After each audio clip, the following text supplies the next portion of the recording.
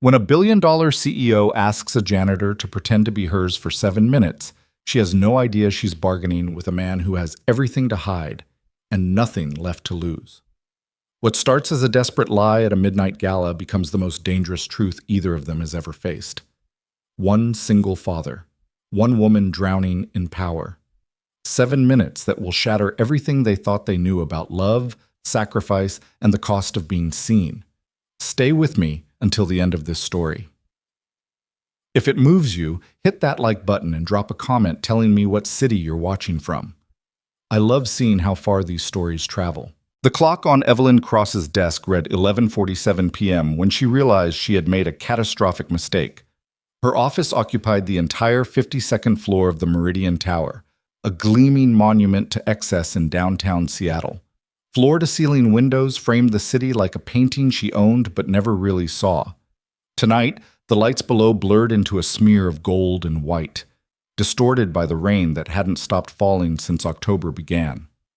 She sat perfectly still in her leather chair, hands folded on the glass desk, staring at the invitation that had arrived 3 hours ago by courier. Embossed letters on cream cardstock. The annual Innovators Gala, tomorrow night, and written in elegant script at the bottom, +1 required. +1. 2 words that shouldn't have the power to unravel a woman worth $3 billion. Evelyn had built CrossTech from nothing. 15 years ago, she'd been a 25-year-old programmer working out of a studio apartment, surviving on ramen and spiked. Now she employed 4,000 people across 6 countries. She'd been on the cover of Forbes twice. She'd testified before Congress. She'd stared down corporate raiders and hostile takeovers without flinching, but she couldn't produce a date for a charity gala. The irony tasted like copper in her mouth. Her phone buzzed. A text from Diane Chen, her CFO. Confirmed. Richard Castellano will be there bringing his wife. Don't show up alone. Makes you look weak. Evelyn's jaw tightened. Richard Castellano, the venture capitalist who'd been circling CrossTech for months, looking for any sign of vulnerability, any crack in the armor. He was old school, traditional, the kind of man who still believed women in tech were novelties rather than forces of nature. If she arrived alone while he paraded his perfect family, it would feed every sexist narrative he'd been planting in boardrooms across the city. She needed someone. Anyone. But her contacts list was a graveyard of professional relationships, distant acquaintances, and people who wanted something from her. There was no one she could call at midnight and ask for a favor this personal. No one who wouldn't see it as leverage. The elevator chimed in the outer office. Evelyn's head snapped up. She'd dismissed her assistant hours ago. Security was supposed to clear the executive floors after 10. Her hand moved instinctively toward the phone, ready to call building security, when she heard the sound of a vacuum cleaner starting up. The night cleaning crew.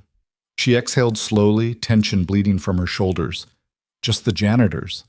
She'd forgotten they came through after hours. The vacuum's hum grew louder, closer. Through the glass walls of her office, she could see a figure moving in the outer reception area. Male, tall, pushing the vacuum in methodical lines across the carpet. Evelyn stood, intending to close her office door for privacy, when the man looked up. Their eyes met through the glass. He was younger than she expected, mid-30s maybe, dark hair that needed a trim, a gray uniform that hung loose on a lean frame. There was something in his face, a kind of weathered intelligence, the look of someone who'd seen more than his current circumstances suggested.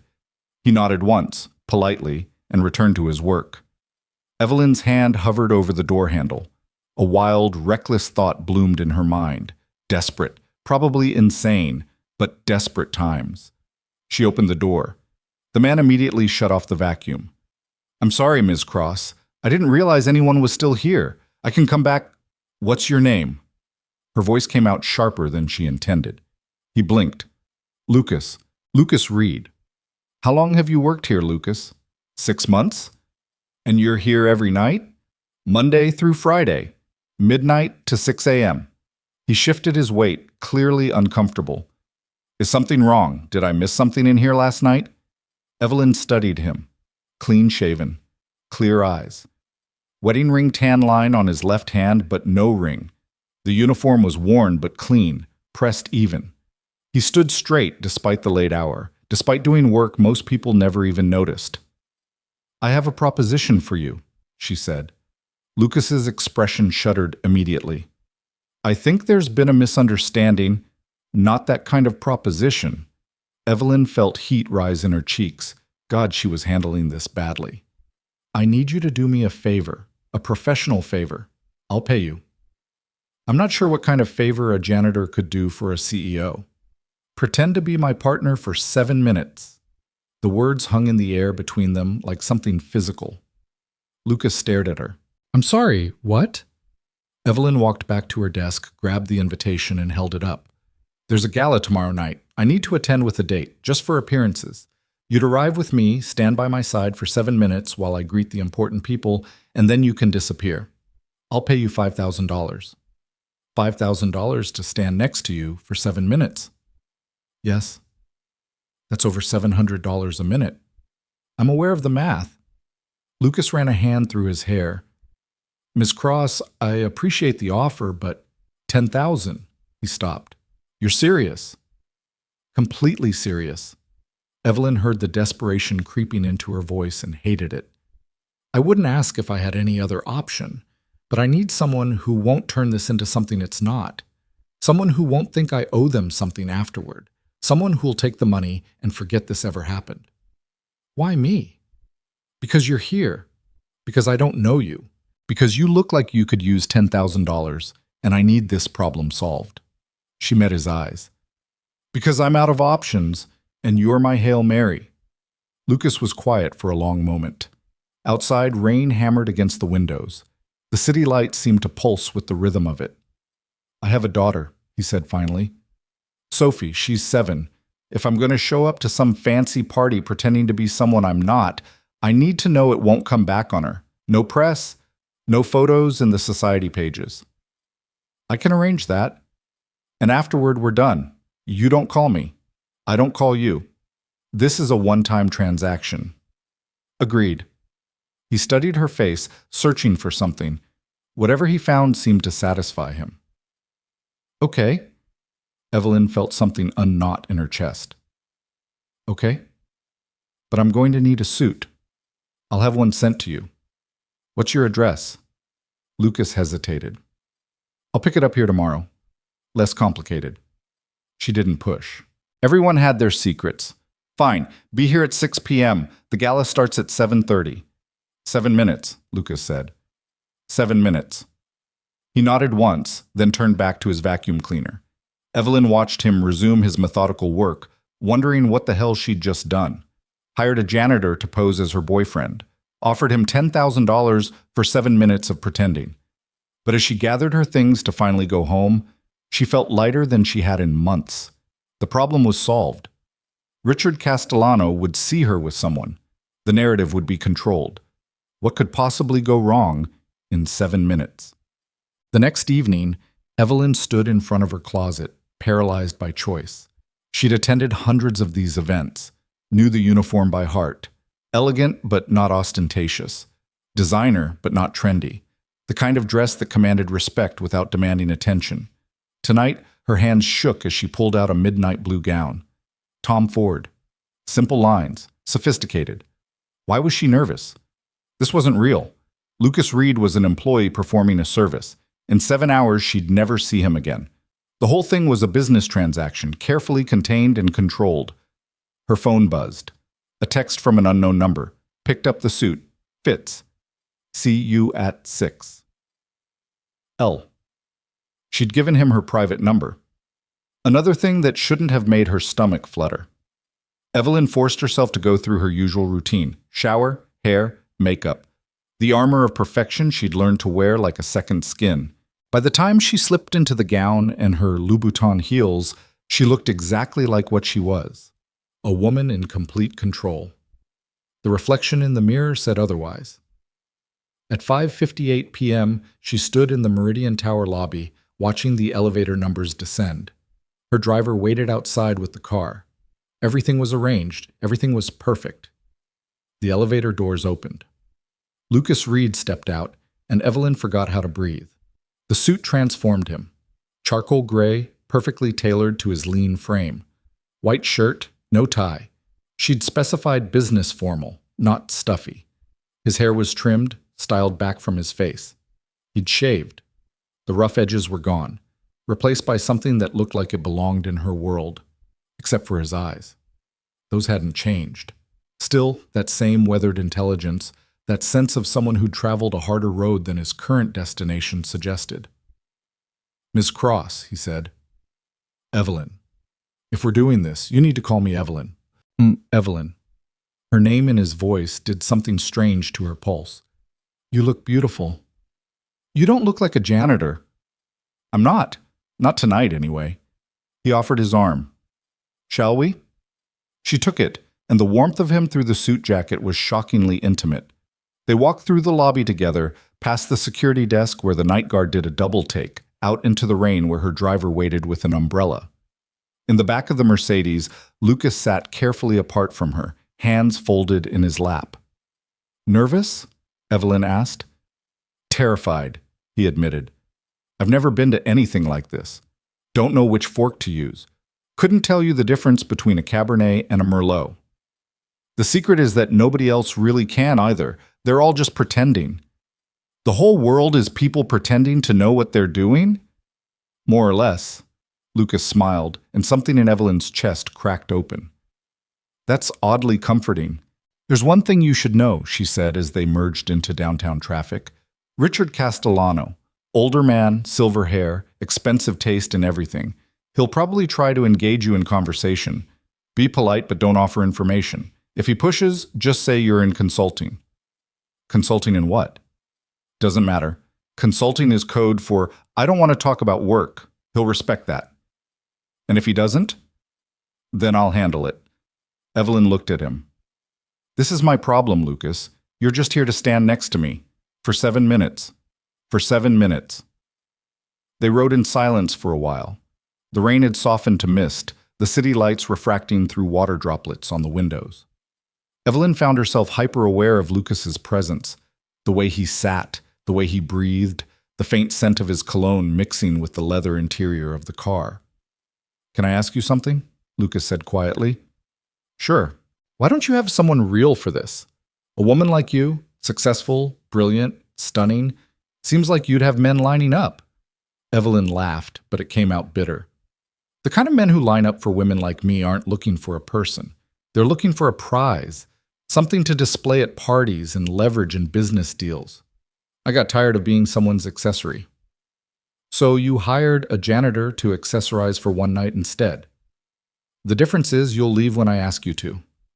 Lucas was quiet. Then, "For what it's worth, anyone who treats you like an accessory is an idiot." Evelyn looked at him sharply, but his expression was sincere. Not flattery, just truth. "Thank you," she said softly. The car pulled up to the Fairmont Olympic Hotel. Camera flashes immediately exploded against the windows as photographers recognized her vehicle. "Oh God," Lucas muttered. "Just smile and keep moving. They're more interested in me than you."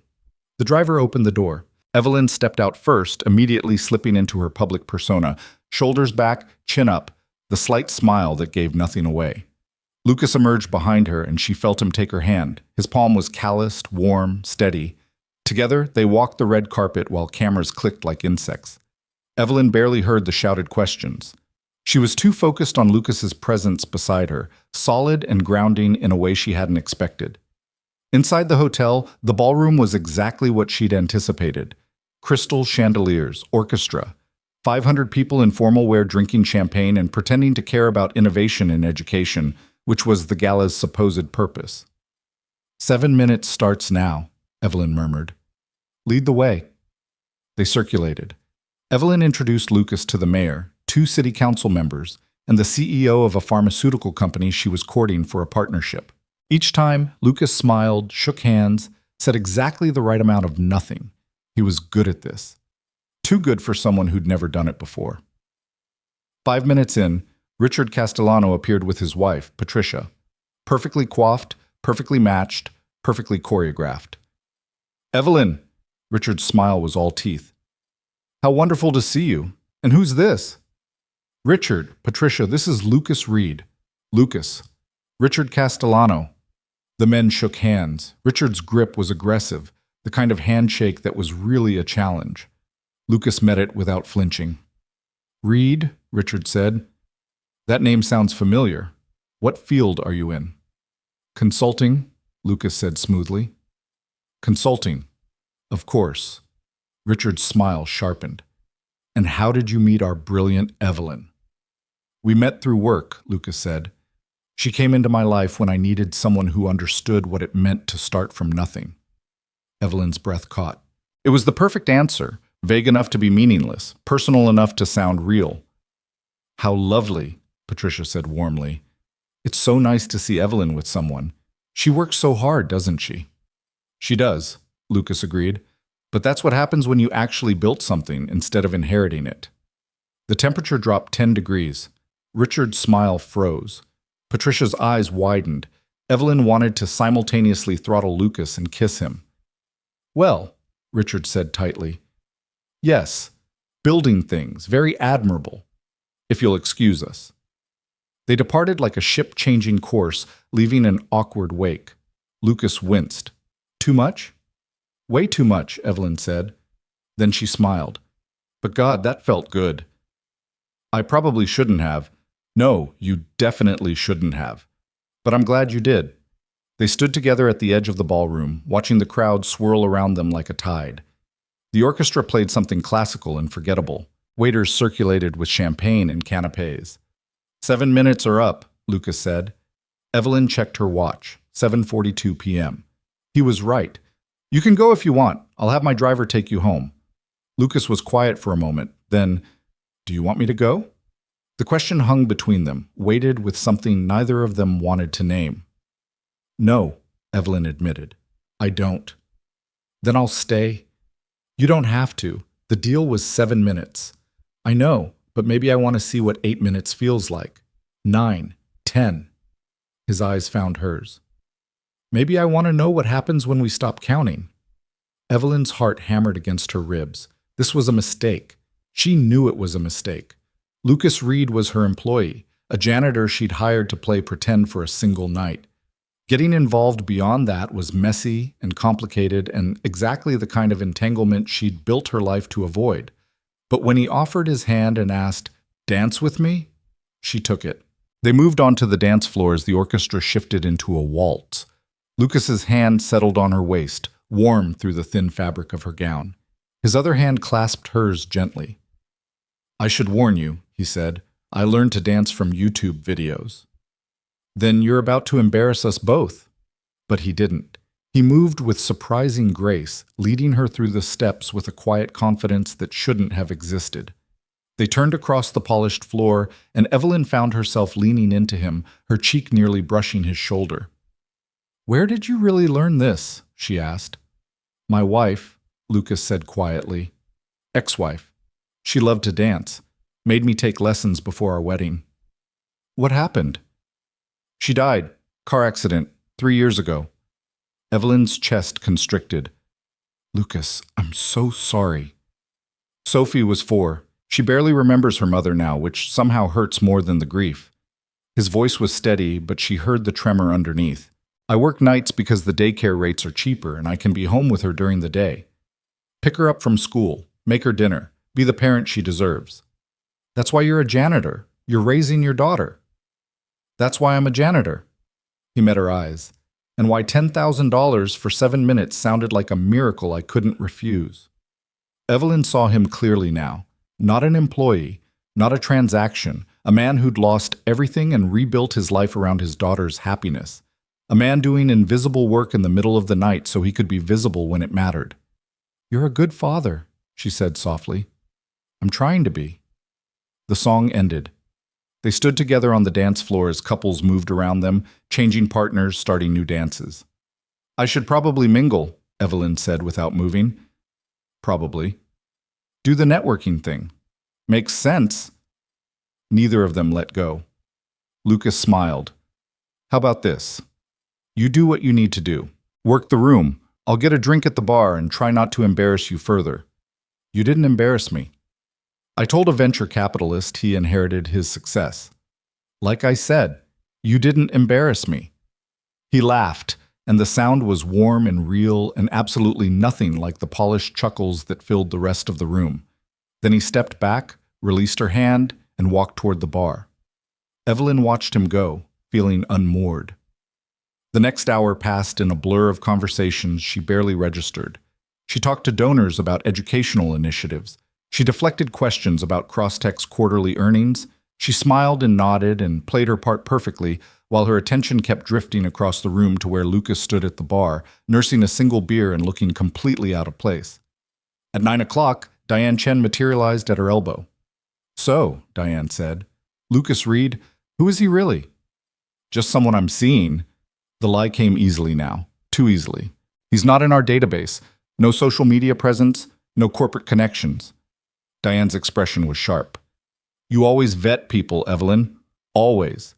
But this guy appears out of nowhere and you bring him to the most important networking event of the season?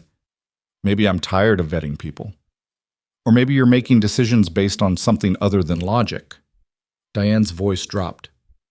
"Be careful. Richard's already asking questions. If there's anything in this guy's past that could be used against you, there isn't. You don't know that." "I know enough," Diane studied her face. "My God, you actually care about him." "Don't be ridiculous. I barely know him." "Then why do you keep looking at him like he's the only real thing in this room?" Evelyn had no answer for that. At 10 o'clock, she extracted herself from a conversation about venture capital and went looking for Lucas. She found him on the hotel's terrace, alone, leaning against the railing and watching the rain that had started falling again. "Had enough?" she asked, joining him. "Of expensive champagne and people who think their money makes them interesting? About 2 hours ago." "Yet you stayed." "I said I would." They stood in comfortable silence. The rain fell in sheets now, turning the city into a watercolor painting. Inside, the party continued without them. "Can I ask you something?" Evelyn said. "Seems fair since I asked you something earlier." "Why did you really say yes? $10,000 is a lot of money, but you could have just said no. Could have walked away from the crazy CEO offering you cash to play pretend." Lucas was quiet for so long she thought he wouldn't answer. Then, "Because when you asked me, you looked terrified. This woman who runs a billion-dollar company, who appears on magazine covers, who testified before Congress, you looked absolutely terrified of showing up somewhere alone." He turned to face her, and I understood that. The fear of being seen as incomplete just because you're on your own. I've felt that every day since my wife died. So when you asked, I didn't see a CEO hiring an employee. I saw someone who needed help, same as me. Evelyn's throat tightened. "I'm not who you think I am. I think you're exactly who I think you are. Brilliant, driven, lonely as hell." His voice was gentle. "Same as me." "This isn't real, Lucas. We're playing pretend." "Are we?" The question terrified her more than anything Richard Castellano could do. "I should get you home," Evelyn said. "It's late. Your daughter is at her grandmother's for the night. I arranged it because I thought 7 minutes might run long and I didn't want to rush." "So you plan to stay?" "I hope to stay. There's a difference." Evelyn looked at him, really looked at him. Rain misted around them. Inside, the orchestra played on, and standing on this terrace with a man she'd known for less than 24 hours, she felt more seen than she had in years. "What are we doing?" she whispered. "I don't know, but I don't think it's pretending anymore." He reached for her hand. This time, there was no audience, no cameras, no 7-minute timer, just his calloused palm against hers, warm and steady and real. Evelyn should have pulled away, should have remembered all the reasons this was a terrible idea, should have paid him and sent him home and gone back to her controlled, orderly life where people like Lucas Reed stayed safely on the other side of the glass. Instead, she stepped closer. "I don't do this," she said. "I don't let people in. I don't trust easily. I've built my entire life around being self-sufficient because depending on someone means they can hurt you. I know, because I've done the same thing. So this is a bad idea. Probably the worst. We barely know each other. True. This could get incredibly messy. Almost certainly. And yet," Evelyn said, "I don't want you to leave." Lucas smiled. "Then I won't." He leaned in slowly, giving her time to pull back, time to remember all the logical reasons why this was impossible. But Evelyn had spent her entire life being logical, making smart decisions, choosing power over vulnerability. Tonight, for the first time in years, she chose something else. When Lucas kissed her, it was soft and careful, and nothing like she expected. Not demanding, not aggressive, just honest. A question rather than a statement. She answered by pulling him closer. The rain fell harder. The city lights blurred. Inside the ballroom, the gala continued without them. The networking, the politics, the careful dance of power and influence that had ruled her life for so long. Out here, none of it mattered. When they finally broke apart, Lucas rested his forehead against hers. "So," he said, voice rough, "that was more than 7 minutes. Considerably more. Any regrets?" Evelyn thought about it, about the complications this would bring, the questions, the vulnerability, about standing on a terrace in the rain, kissing a man who cleaned her office floors and made her feel more understood than anyone who'd ever shared her tax bracket. "Not yet," she said. "Good, because I'd really like to take you to dinner sometime. Actual dinner, not as your fake boyfriend, as someone who'd very much like to be your real something. I don't think you can afford the restaurants I usually go to." "Then we'll go somewhere better. Sophie's favorite diner, best pancakes in Seattle, and absolutely no one gives a damn about quarterly earnings."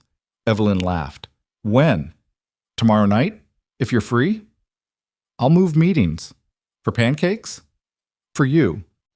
Lucas kissed her again, and this time it was deeper, more certain. This time it felt like a beginning rather than a borrowed moment. Inside, someone called her name. Evelyn heard it distantly, knew she should go back in, should finish playing her part. But Lucas's hand was warm in hers, and the rain was falling, and 7 minutes had stretched into 3 hours without either of them noticing. "I should probably go back in," she said reluctantly. "Probably. Do my duty as a host. Makes sense. But I don't want to." "Then don't." Lucas squeezed her hand. "Stay out here with me. Let them wonder. Let them gossip. For once in your life, choose what you want instead of what you should do." It was reckless, irresponsible, completely at odds with everything Evelyn had built her reputation on. She stayed. They stood together on the terrace, hands clasped, while the gala continued without her. At some point, her phone buzzed with increasingly frantic texts from Diane. Evelyn silenced it without looking. "I'm going to pay for this tomorrow," she said. "Worth it?" "Ask me in the morning." But she already knew the answer. At midnight, they finally left the hotel through a side entrance, avoiding the departing crowds. The Mercedes pulled up, and they slipped into the back seat like conspirators. "Where to?" the driver asked. Evelyn looked at Lucas. "I should take you home. My truck's still at the Meridian Tower. I can get an Uber from there." "Or," Evelyn said slowly, "you could come to my place. For coffee. Just coffee. And conversation. Nothing more. Unless you want there to be more, but no pressure either way because this is already complicated enough and I don't want to—" Lucas stopped her rambling with another kiss. "Coffee sounds perfect," he said against her lips. "And conversation. And whatever else happens that we're both too scared to plan but maybe ready to risk." The driver pulled away from the hotel without waiting for specific directions. He'd been driving Evelyn long enough to know where home was. They rode through the rain-washed streets, Lucas's hand warm in hers, and Evelyn felt something she hadn't felt in years. Hope. Dangerous, terrifying, completely illogical hope. But as the city lights streamed past and Lucas's thumb traced circles on her palm, she decided that maybe, just maybe, some risks were worth taking, even if they started with a lie, especially if they ended with truth. Evelyn's penthouse occupied the top 3 floors of a building that had been featured in Architectural Digest twice. Glass and steel and carefully curated minimalism. Everything in its place. Nothing that didn't serve a purpose. Lucas stood in the entryway, still in his borrowed suit, and looked around like he'd stepped into a museum. "This is where you live?" he asked quietly. "Most nights." Evelyn kicked off her heels, immediately losing 3 inches of height. "Some nights I just sleep at the office." "That's not living. That's existing.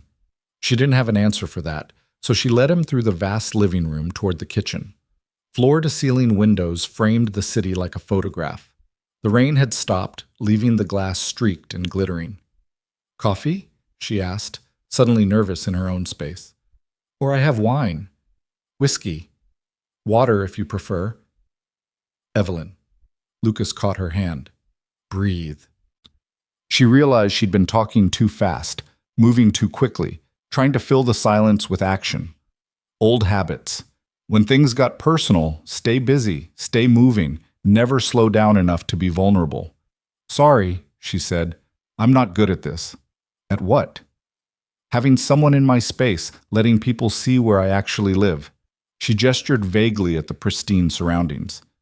"It's easier to meet at restaurants, hotels. Keep everything contained." Lucas looked at her, and she saw understanding in his eyes. "So bringing me here means something. It means I'm terrified and doing it anyway." "Good. Me too." He was still holding her hand. His thumb traced slow circles on her palm, grounding her. "Coffee," Evelyn decided. "I'll make coffee." The kitchen was state-of-the-art and barely used. She had a chef who meal prepped on Sundays, carefully portioned meals that she reheated between conference calls. The espresso machine was top of the line and mostly operated by her housekeeper. Lucas leaned against the marble counter, watching as she fumbled with the settings.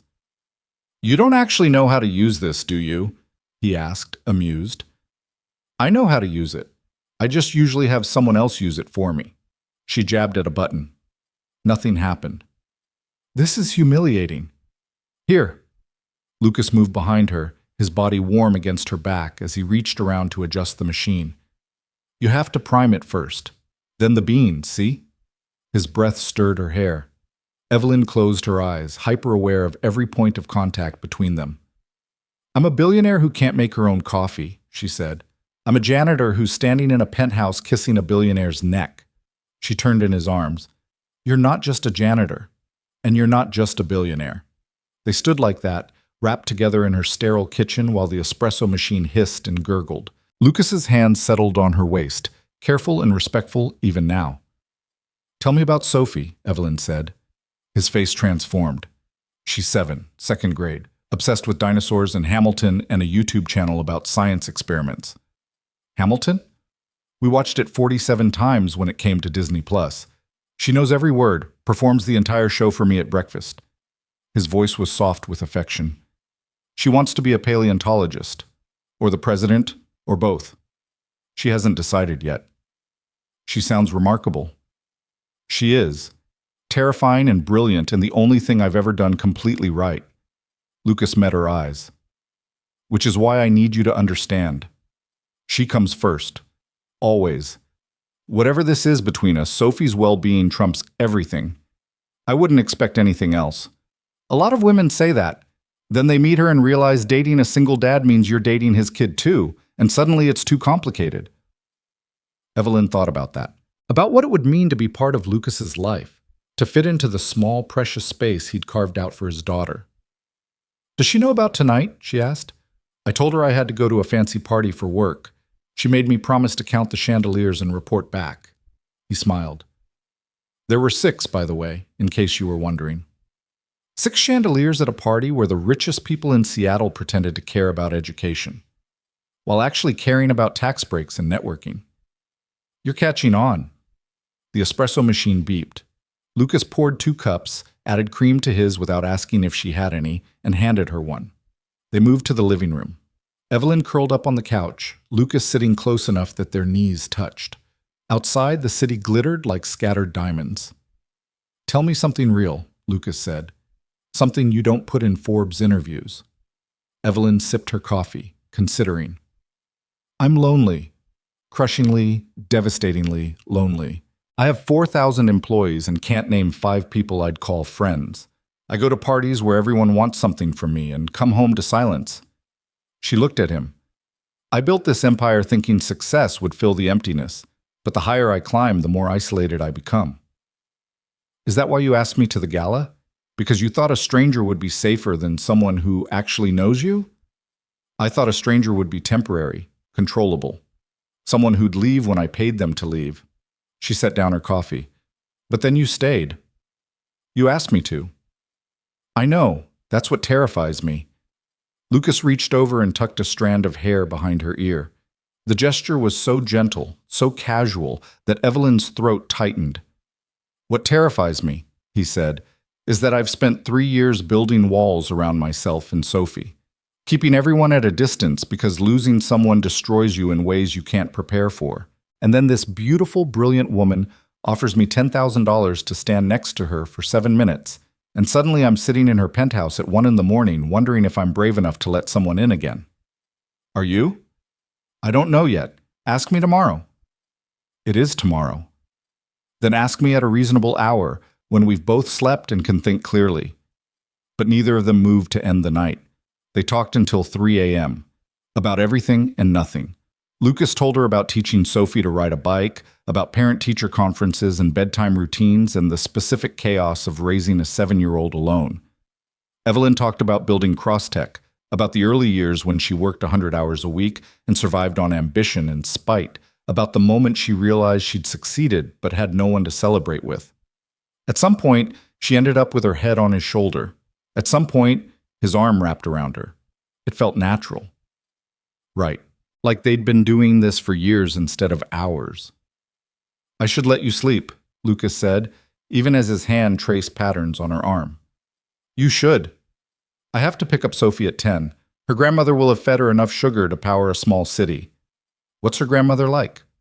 Donna? She's wonderful, my wife's mother. She could have blamed me for the accident. Laura was driving to meet me when it happened, but she never did. Just stepped in to help with Sophie whenever I needed it. His voice roughened. I don't know how I would have survived without her. Evelyn heard the grief underneath his words. 3 years wasn't long enough to heal from losing everything. She knew about that kind of loss, even if hers came from choices rather than tragedy. My mother died when I was 12, she said quietly. Cancer, fast and brutal. My father threw himself into work afterward. I barely saw him.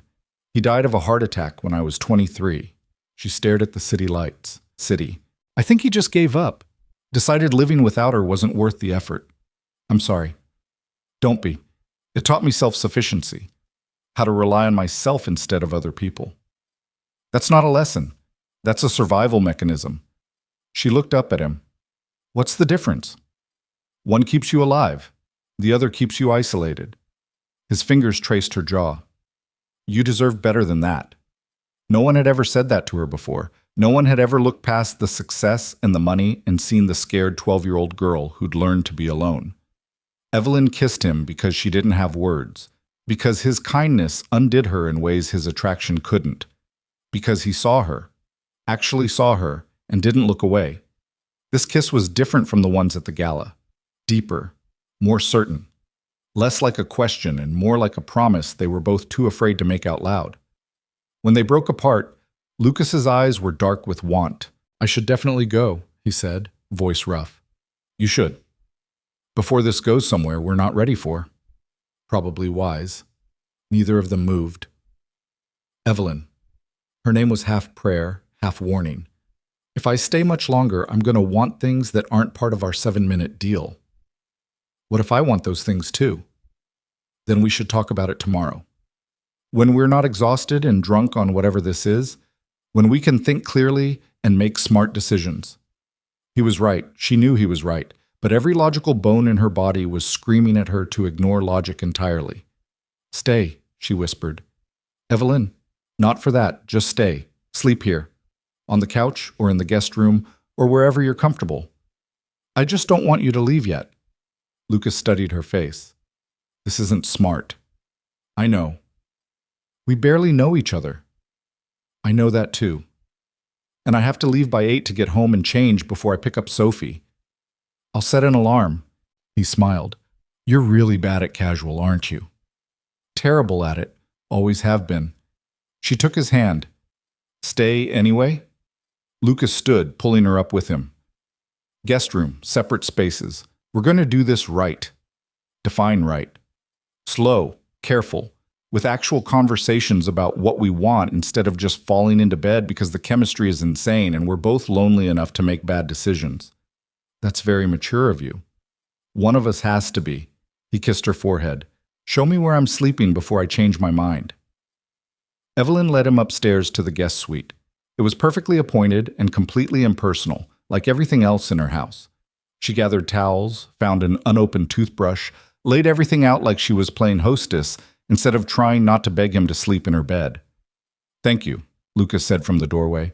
For tonight, for trusting me with your space, for being honest. Thank you for staying past 7 minutes. Best $10,000 I never earned, she laughed. You earned it, just not how either of us expected. Good night, Evelyn. Good night, Lucas. She forced herself to walk away. Down the hall to her own bedroom, into the carefully neutral space that felt even emptier than usual. She changed into pajamas, washed her face, went through all the motions of her nighttime routine while her mind spun. What was she doing? Inviting a man she'd known for less than a day to spend the night in her home, kissing him like he was oxygen and she was drowning, opening up about her parents, her loneliness, all the carefully guarded vulnerabilities she never showed anyone? This was reckless, dangerous, the kind of emotional exposure that could destroy everything she'd built. But when she climbed into bed and closed her eyes, all she could think about was Lucas's hand in hers, his voice saying, "You deserved better than that." The way he'd looked at her like she was someone worth knowing, not just someone worth using. She fell asleep with a smile on her face for the first time in months. The alarm went off at 7:30. Evelyn dragged herself awake, unused to sleeping past 5. She found Lucas already up, standing in her kitchen with his borrowed suit jacket off and his sleeves rolled up, making pancakes. You cook, she said, still foggy with sleep. I have a 7-year-old. Cooking is a survival skill. He flipped a pancake expertly. I hope you don't mind. I raided your fridge. Turns out you have excellent ingredients and no idea how to use them. My chef preps meals every Sunday. Your chef is a saint because this kitchen is tragically underutilized. He plated 2 pancakes and held them out. Eat. You probably skipped dinner last night. He was right. She'd been too nervous to eat at the gala. Evelyn took the plate and sat at the kitchen island, watching Lucas move around her space with easy confidence. You're very domestic, she observed. 3 years of single parenting will do that. He poured coffee, perfectly, without the machine's assistance. Sophie and I have a routine. Saturday mornings are pancakes. She's probably driving my mother-in-law crazy right now, demanding them. Tell me more about her. Sophie, I mean. Lucas leaned against the counter, his own plate forgotten. She's fierce, inherited her mother's determination and my tendency to overthink everything. She asks 1,000 questions and actually listens to the answers. His expression softened. After Laura died, I was terrified I'd lose Sophie to grief, that she'd shut down or act out or never recover. But kids are resilient in ways adults aren't. She cried, she raged, she asked impossible questions. And then one day she told me, Mommy would want us to be happy. She was 5 years old. Evelyn's chest ached. She sounds incredible. She is, which is why I need to be careful about who I bring into her life. He met her eyes. I meant what I said last night. Whatever happens between us, Sophie comes first. I understand that. Do you? Because if we do this, actually do this, not just pretend for 7 minutes, you need to know what you're signing up for. Single dads come with complications, school schedules and sick days, and a tiny human who will absolutely judge whether you're worth her dad's time. That's a lot of pressure. It's supposed to be. I won't risk her heart on someone who's not sure. Evelyn set down her fork. I'm not sure about anything right now except that I want to try. I want to know what this could be. I want to have dinner at Sophie's favorite diner and meet the fierce 7-year-old who knows all the words to Hamilton. She took a breath. But I'm also terrified. I don't know how to do this. How to be with someone. How to let my guard down. I've spent 15 years building walls and I don't know how to dismantle them. Then we figure it out together, slowly, one day at a time. Starting with pancakes at a diner? Starting with pancakes at a diner. Lucas smiled. Tonight, 6 o'clock, dress casual, Sophie's rules, not mine. Should I be nervous? Absolutely. She's 7 and completely without filter. She'll ask why you're so rich, whether you believe in climate change, and if you think dinosaurs had feathers. In that order. I can handle that. We'll see. But his eyes were warm, encouraging. They ate breakfast together as the city woke up around them. Lucas told stories about Sophie's latest obsession with the Mesozoic era. Evelyn talked about Crosstech's newest product launch. It was normal and domestic, and absolutely nothing like any morning Evelyn had experienced in years. At 8:15, Lucas reluctantly stood. I really do need to go. Change clothes, get Sophie, pretend I didn't spend the night at a penthouse with a beautiful woman. Will you tell her about me? Eventually. When I figure out how to explain that I met you at work without lying about where I actually work. Evelyn winced. About that, we should probably talk about tonight. We'll talk about all of it tonight. The logistics, the complications, how we make this work in the real world. He pulled her close. But right now, I just want to say that last night was the best night I've had in 3 years. And this morning might be even better. He kissed her goodbye at the door, soft and sweet and full of promise. Then he was gone, and Evelyn was alone in her penthouse, with dishes in the sink and her heart beating too fast. She spent the rest of the day in a fog, responded to emails without reading them carefully, sat through a conference call, and couldn't remember what was discussed. Diane called twice asking about the gala, and Evelyn let it go to voicemail. At 5:30, she stood in her closet staring at designer clothes that were completely wrong for a diner. She finally settled on jeans, actual jeans, not the designer ones, and a soft gray sweater, minimal makeup, hair down instead of in her usual sleek bun. She looked almost normal, almost like someone who belonged in Lucas's world instead of expecting him to fit into hers. The diner was called Rosie's and occupied a corner lot in Ballard. Neon sign, red vinyl booths, the smell of bacon grease and coffee. Evelyn had driven past 1,000 places like this without ever going inside.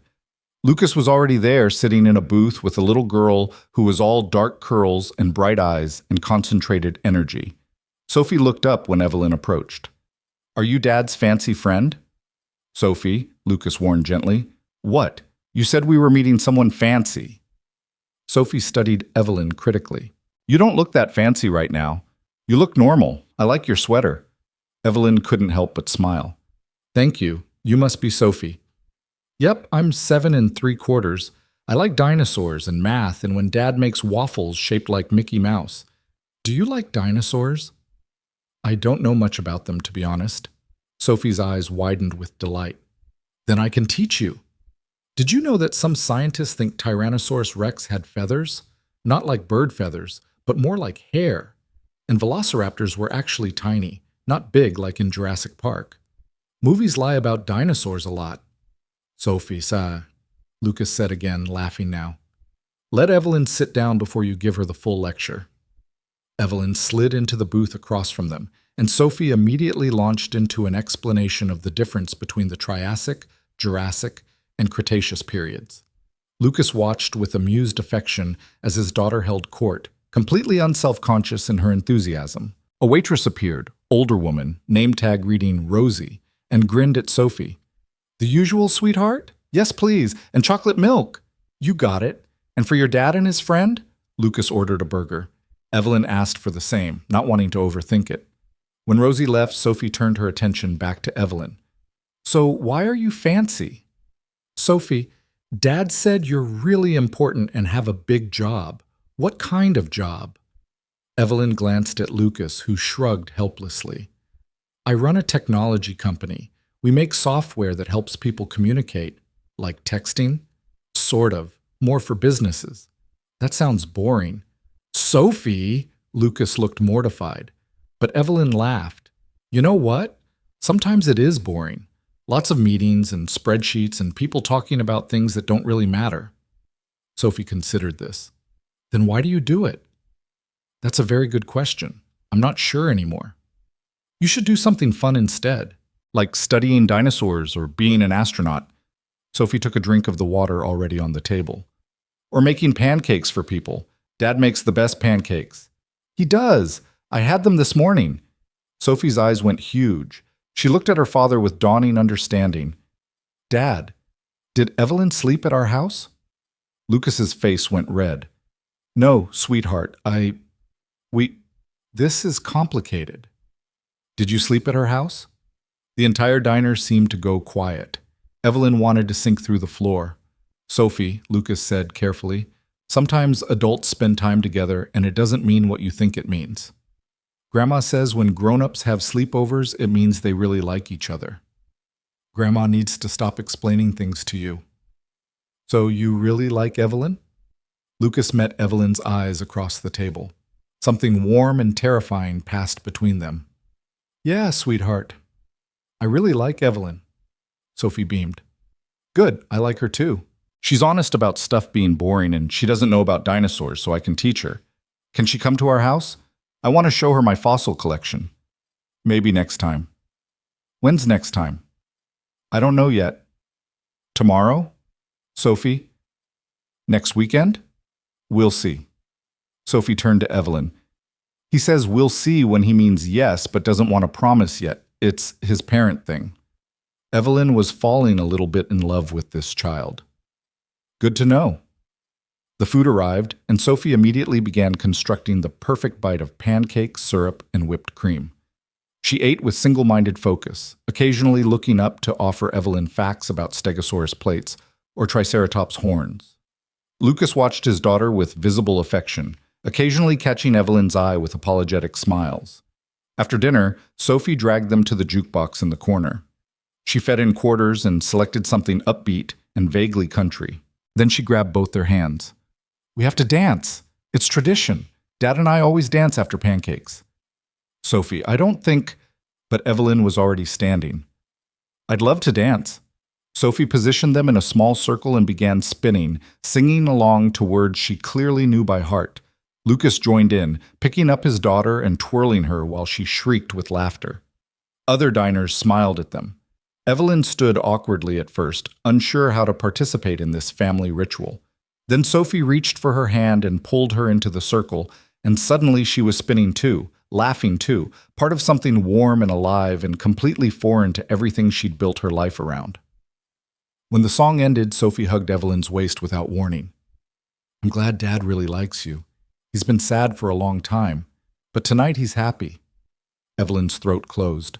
She looked at Lucas over Sophie's head and saw her own emotions reflected back. Hope mixed with terror, joy shadowed by the fear of losing it. I'm glad too, Evelyn managed. They walked out to the parking lot together, Sophie between them, holding both their hands and skipping. The evening was cool and clear, the earlier rain just a memory. I should get her home, Lucas said reluctantly. School tomorrow. Of course. But I'd like to see you again, soon. Tomorrow? I work tomorrow night. Right, the job, the reality waiting under all of this. Then Tuesday, Evelyn suggested. Tuesday works. Sophie looked between them. Are you going to kiss goodbye? Grandma says grown-ups who really like each other always kiss goodbye. Grandma talks too much, Lucas muttered, but he leaned in and kissed Evelyn softly while Sophie giggled. It was chaste and quick and somehow more intimate than anything that had happened in her penthouse. Good night, Evelyn, Sophie said seriously. Thank you for learning about dinosaurs with me.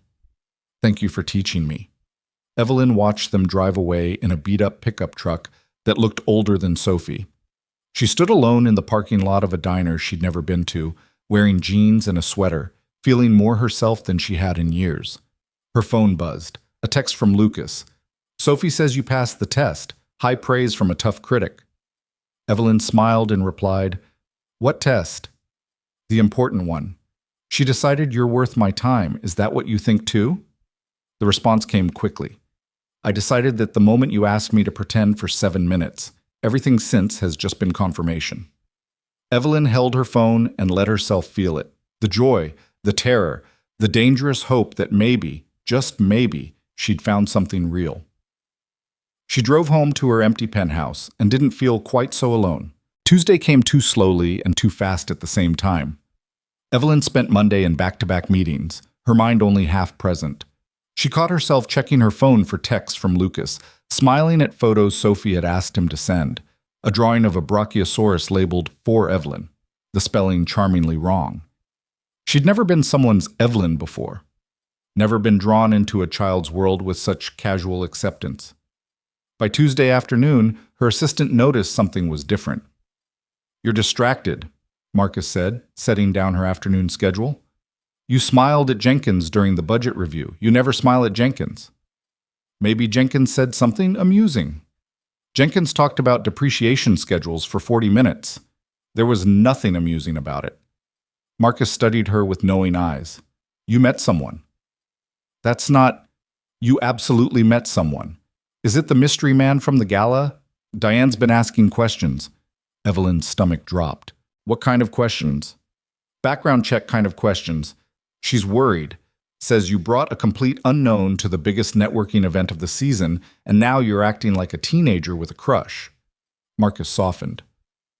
"She cares about you. We all do. Just wants to make sure you're not being taken advantage of." "I'm not." "Then who is he?" Evelyn wanted to tell the truth. Wanted to say that Lucas was a janitor who worked the night shift, a widower raising his daughter alone, a man who made pancakes and knew every word to Hamilton and looked at her like she was someone worth knowing instead of someone worth using. But she could already imagine Diane's reaction. The concern that would curdle into suspicion, the immediate assumption that Lucas was after her money, her connections, her power. The pressure to end it before it began. "He's someone I trust," Evelyn said carefully. "That's all you need to know right now." Marcus didn't look convinced, but he nodded. "Just be careful. The higher you climb, the more people want to see you fall. And relationships are the easiest way to push someone off balance." After he left, Evelyn sat alone in her office and wondered if she was being naive. She'd built her entire career on careful vetting, strategic relationships, never letting anyone close enough to hurt her. Now she was planning a second date with a man whose background she hadn't checked, whose full story she didn't know, whose presence in her life could become a liability if the wrong people found out. But when her phone buzzed with a text from Lucas, "Sophie wants to know if you like pizza." Very important question, apparently. All the logical concerns evaporated. "Tell Sophie I love pizza," she replied. "Good, because we're cooking tonight." Her idea. She's very excited to show off her pizza-making skills. Fair warning, she's liberal with the toppings. "Should I bring anything? Just yourself." And maybe low expectations for what constitutes proper pizza. Evelyn left work at 5, which caused visible shock among her team. She drove to the address Lucas had sent. A modest apartment complex in Greenwood, nothing like the glass tower where she lived.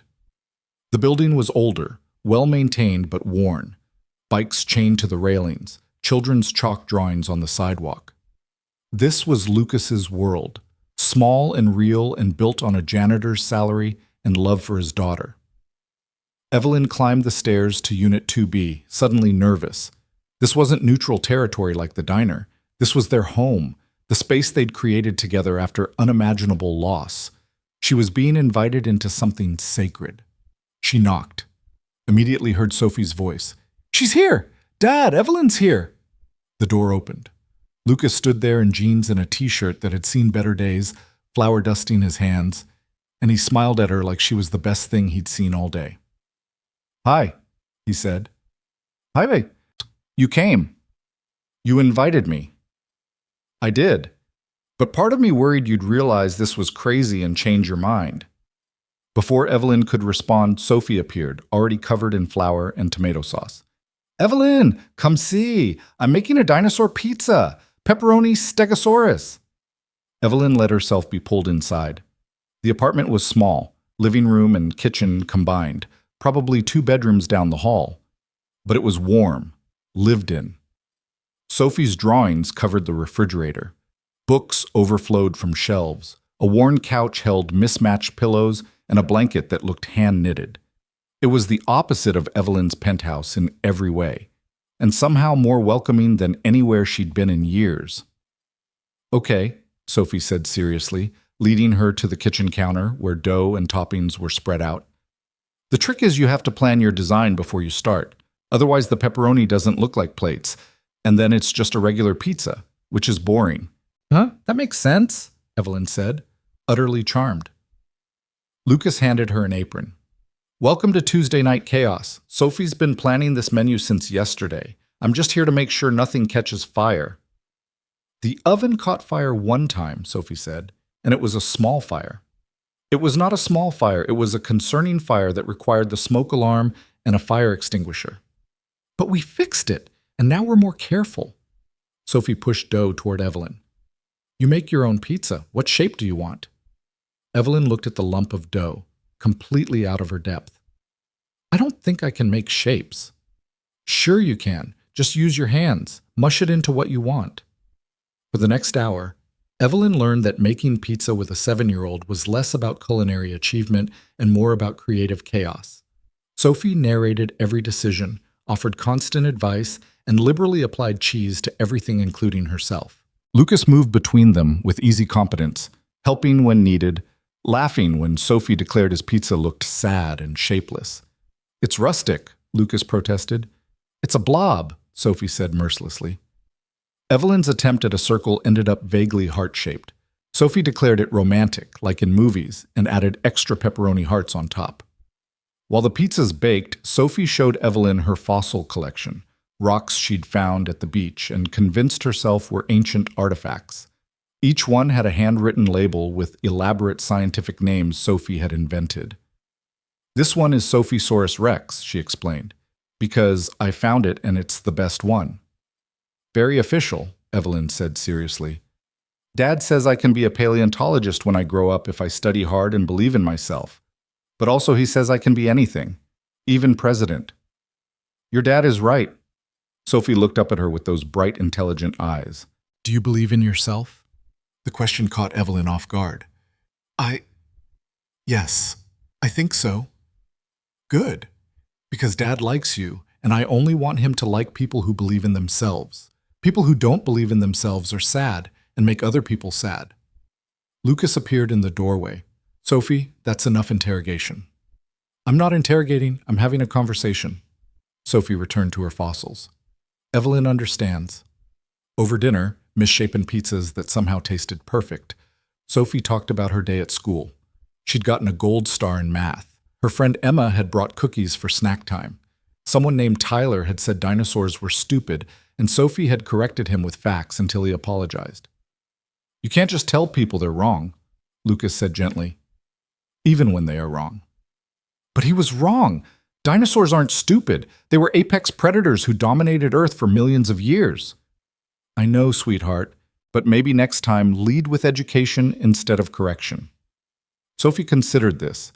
So I should teach him why he's wrong instead of just saying he's wrong? Exactly. That's what Evelyn does. Sophie turned to her.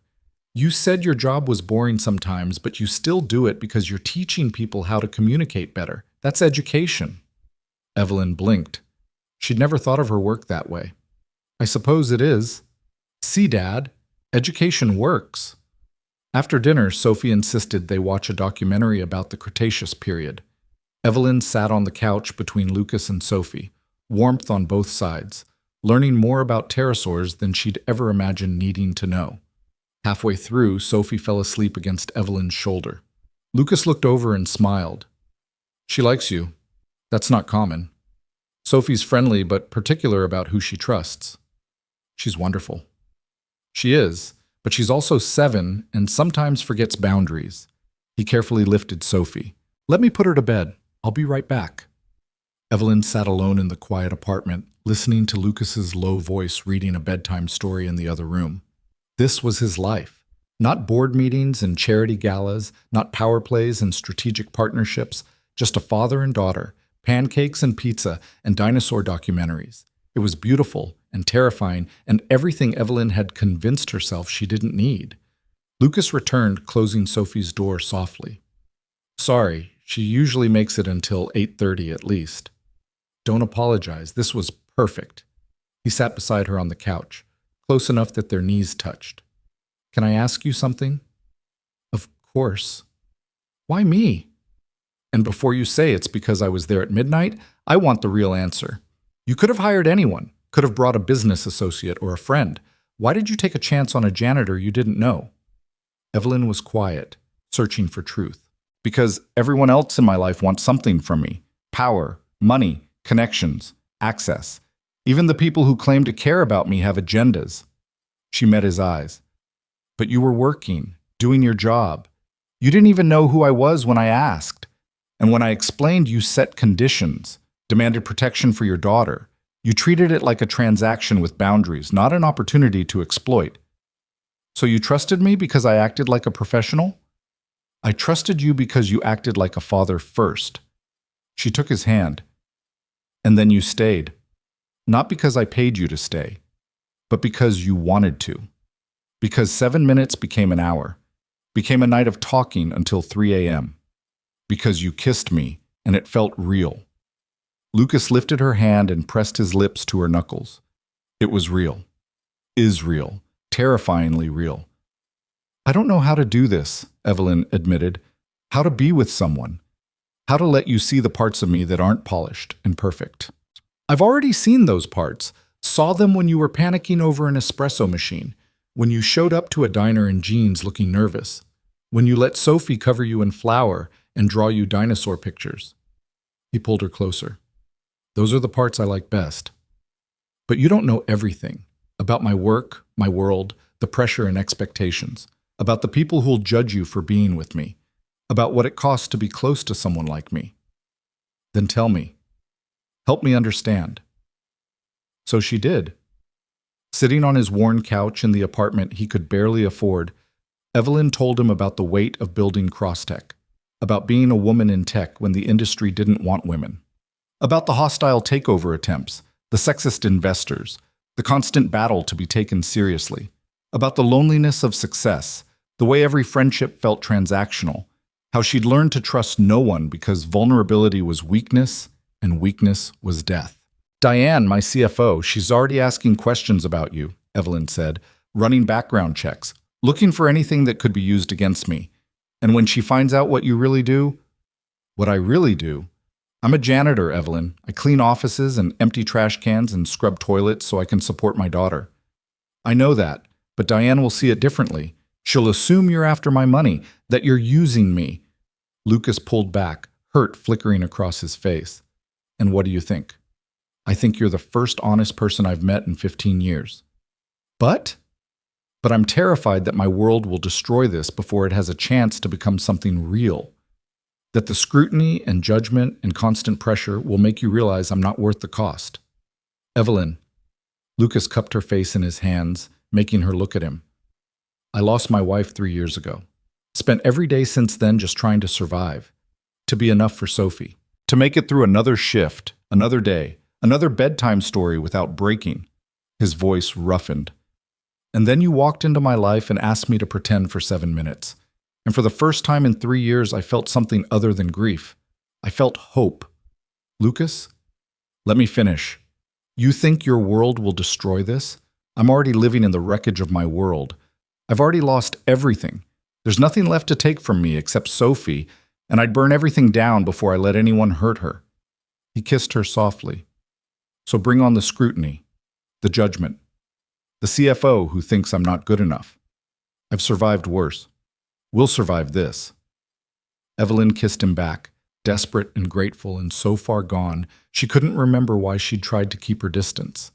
His arms came around her, pulling her into his lap, and she went willingly, let herself be held by someone who knew what loss tasted like and chose hope anyway. They stayed like that, wrapped together on the couch, while the apartment settled into nighttime quiet around them. Outside, traffic hummed. Inside, everything was still. Stay, Lucas whispered against her hair. I can't. Sophie is asleep. I'm not asking you to stay forever. Just tonight. Just a few more hours. He pulled back to look at her. I'll drive you home before dawn. Before she wakes up, I just want to hold you a little longer. Evelyn should have said no. Should have been responsible, appropriate, careful. Should have remembered all the reasons why this was moving too fast, getting too complicated, threatening everything she'd built. She stayed. They moved to Lucas's room, which was even smaller than she expected. A queen bed, worn dresser, photos of Sophie at various ages covering every surface. This was where he slept after his night shifts, probably exhausted and dreamless. Tonight they lay together fully clothed, talking in whispers like teenagers afraid of being caught. Lucas told her about Laura, how they'd met in college. How she'd been brilliant and kind and made him believe in possibilities he'd never considered. How her death had shattered him so completely he'd almost forgotten how to be human. Evelyn talked about the early days of Crosstech, the 100 rejections before someone finally took a chance on her vision. The first major contract, the moment she realized she'd actually succeeded, and the creeping realization that success didn't fill the emptiness. I thought if I built something important enough, achieved something remarkable enough, I'd finally feel complete, she said.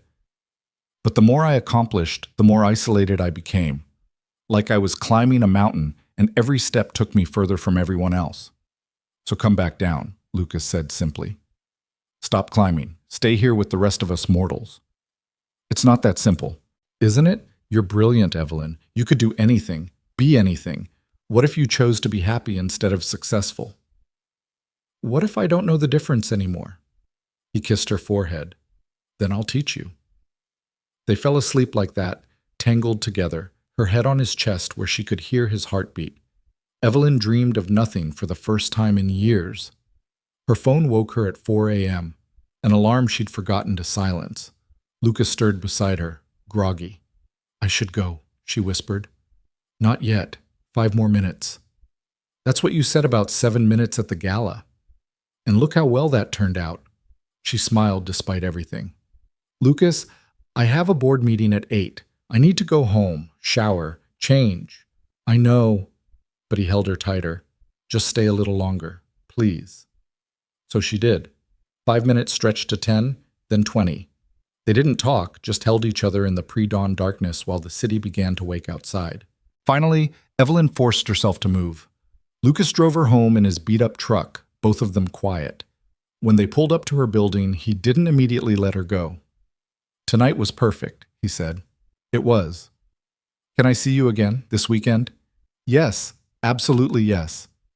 Bring comfortable clothes. Sophie wants to take you to the aquarium. The aquarium? She's very excited about the octopus exhibit. Apparently octopuses are related to ancient cephalopods, and she has theories. He smiled. Fair warning, the theories are extensive. Evelyn laughed. I can't wait. She kissed him goodbye in the truck's cab, surrounded by Sophie's car seat and dinosaur toys and all the beautiful chaos of their life. Then she climbed out and watched him drive away, already counting the hours until Saturday. The doorman gave her a knowing look as she entered the lobby. Good evening, Miss Cross, or should I say good morning? Good morning, James. You look happy. I am. It's good to see. You work too hard. Evelyn rode the elevator to her penthouse, still wearing yesterday's clothes, flour in her hair from Sophie's enthusiastic pizza making, her heart full of things she couldn't name. She had 3 hours before her board meeting, just enough time to shower, change, and transform back into the CEO the world expected her to be. But for these few hours, she let herself be just Evelyn, misspelled and imperfect and loved by a 7-year-old girl who believed in dinosaurs and people who believed in themselves. The weekend came. Evelyn met Lucas and Sophie at the aquarium on Saturday morning, and Sophie immediately launched into excited explanations about every creature they encountered. The octopus exhibit did indeed inspire extensive theories about ancient cephalopods and evolutionary advantages of having 8 arms. Imagine if people had 8 arms, Sophie said seriously. We could do so much more. I could draw and eat and play and read all at the same time. You'd still need to sleep, Lucas pointed out. Sleep is inefficient. Dolphins sleep with half their brain. Humans should learn that. They moved through the exhibits, Sophie providing constant narration. Lucas took Evelyn's hand casually, naturally, like they'd been doing this for years instead of days. Other families moved around them, children pressed against glass, parents checking phones, couples arguing about lunch plans. Evelyn tried to remember the last time she'd been to a place like this. Maybe never. Her childhood had been consumed by her mother's illness and her father's grief. Her adulthood had been consumed by ambition. You're thinking too hard, Lucas said quietly. I can see it on your face. Sorry, just trying to be present. Then be present. Stop analyzing and just experience. Sophie ran ahead to the shark tank, practically vibrating with excitement. Lucas pulled Evelyn close and kissed her temple. Thank you for being here, he said. Thank you for inviting me. Sophie woke me up at 6 this morning asking if you were definitely coming. She planned our entire route through the aquarium to maximize educational value. She's remarkable. She is, and she thinks you're remarkable too, which is high praise. He squeezed her hand. I know this is fast, maybe too fast, but watching you with her, seeing how patient you are with her questions and enthusiasm, it makes me think maybe we're not crazy for trying this. We're definitely crazy. Good crazy or bad crazy? I don't know yet. Ask me in a few months when reality catches up. But reality was already catching up. Evelyn's phone had been buzzing all morning with messages from Diane. Urgent. Need to talk. Call me ASAP. She'd been ignoring them, trying to protect this small pocket of normalcy. At lunch, the aquarium cafe, where Sophie insisted on fish-shaped nuggets despite Lucas's protests, Evelyn finally checked her messages. Diane's text was blunt. I know who he is. We need to talk. Now. Evelyn's stomach dropped. She looked up at Lucas, who was helping Sophie open a packet of ketchup, completely unaware that their carefully constructed bubble was about to burst. Everything okay? He asked, noticing her expression. I need to make a call. I'll be right back. She stepped outside, found a quiet corner, and called Diane. Finally, Diane answered. I've been trying to reach you all morning. I'm at the aquarium with Lucas and his daughter. Lucas Reed, born in Portland, moved to Seattle 6 years ago with his wife Laura, graduated from MIT with a degree in computer engineering, worked for Microsoft for 4 years before his wife died, and he quit to raise his daughter alone. Currently employed as a night janitor at Meridian Tower, making $32,000 a year. Evelyn's world tilted. MIT? Microsoft? Full ride scholarship. Graduated top of his class, was being groomed for senior engineering roles before Laura's accident. He walked away from everything. Diane's voice was sharp. Why is a former Microsoft engineer working as a janitor and dating you, Evelyn? Because he's raising his daughter. Or because he recognized an opportunity when he saw one. You offered him $10,000 for 7 minutes. Maybe he saw a bigger payday. You're wrong. Am I? Because from where I'm standing, this looks like a very convenient meet-cute. The brilliant engineer forced into janitorial work, the lonely CEO looking for connection, it's almost too perfect. Diane, Richard Castellano is asking questions. He heard about Lucas from someone at the gala. Now he's digging, looking for leverage. If he finds out Lucas used to work in tech, he'll spin it into corporate espionage. He'll say Lucas infiltrated Crosstech to steal proprietary information. Evelyn closed her eyes. That's insane. It's strategic, and it works, unless you can prove beyond doubt that Lucas is exactly who he says he is and wants nothing from you except genuine connection. Diane softened slightly. I'm not saying he's lying. I'm saying you need to be careful. Verify before you trust. I've already trusted him. Then make sure that trust isn't misplaced, for everyone's sake. The call ended.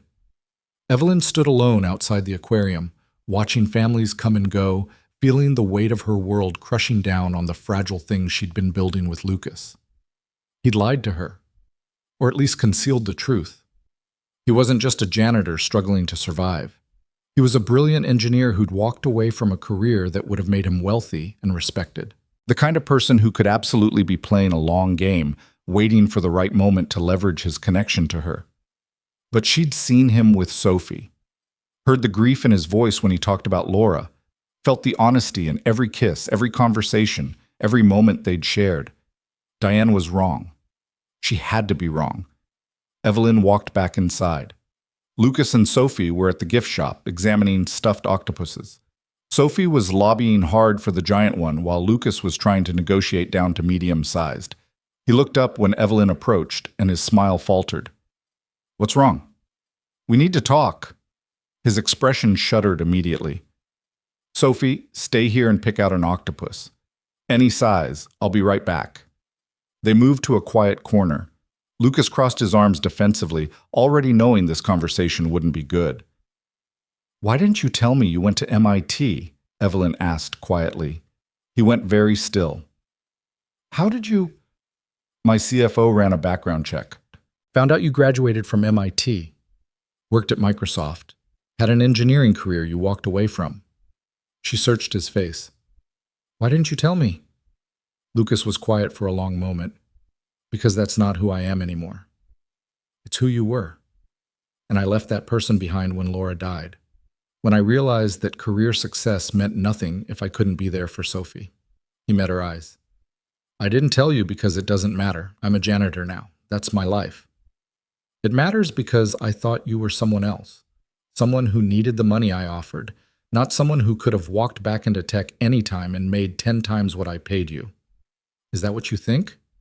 That I came back for more money? His voice hardened. That I'm playing some long game, waiting to exploit your success? I don't know what to think. You lied. I didn't lie. I just didn't volunteer my entire biography in the first 5 minutes.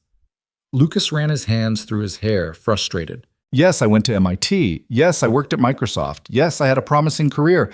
And then my wife died and everything that mattered before suddenly didn't matter at all. I couldn't sit in an office for 12 hours a day while my 4-year-old daughter grieved.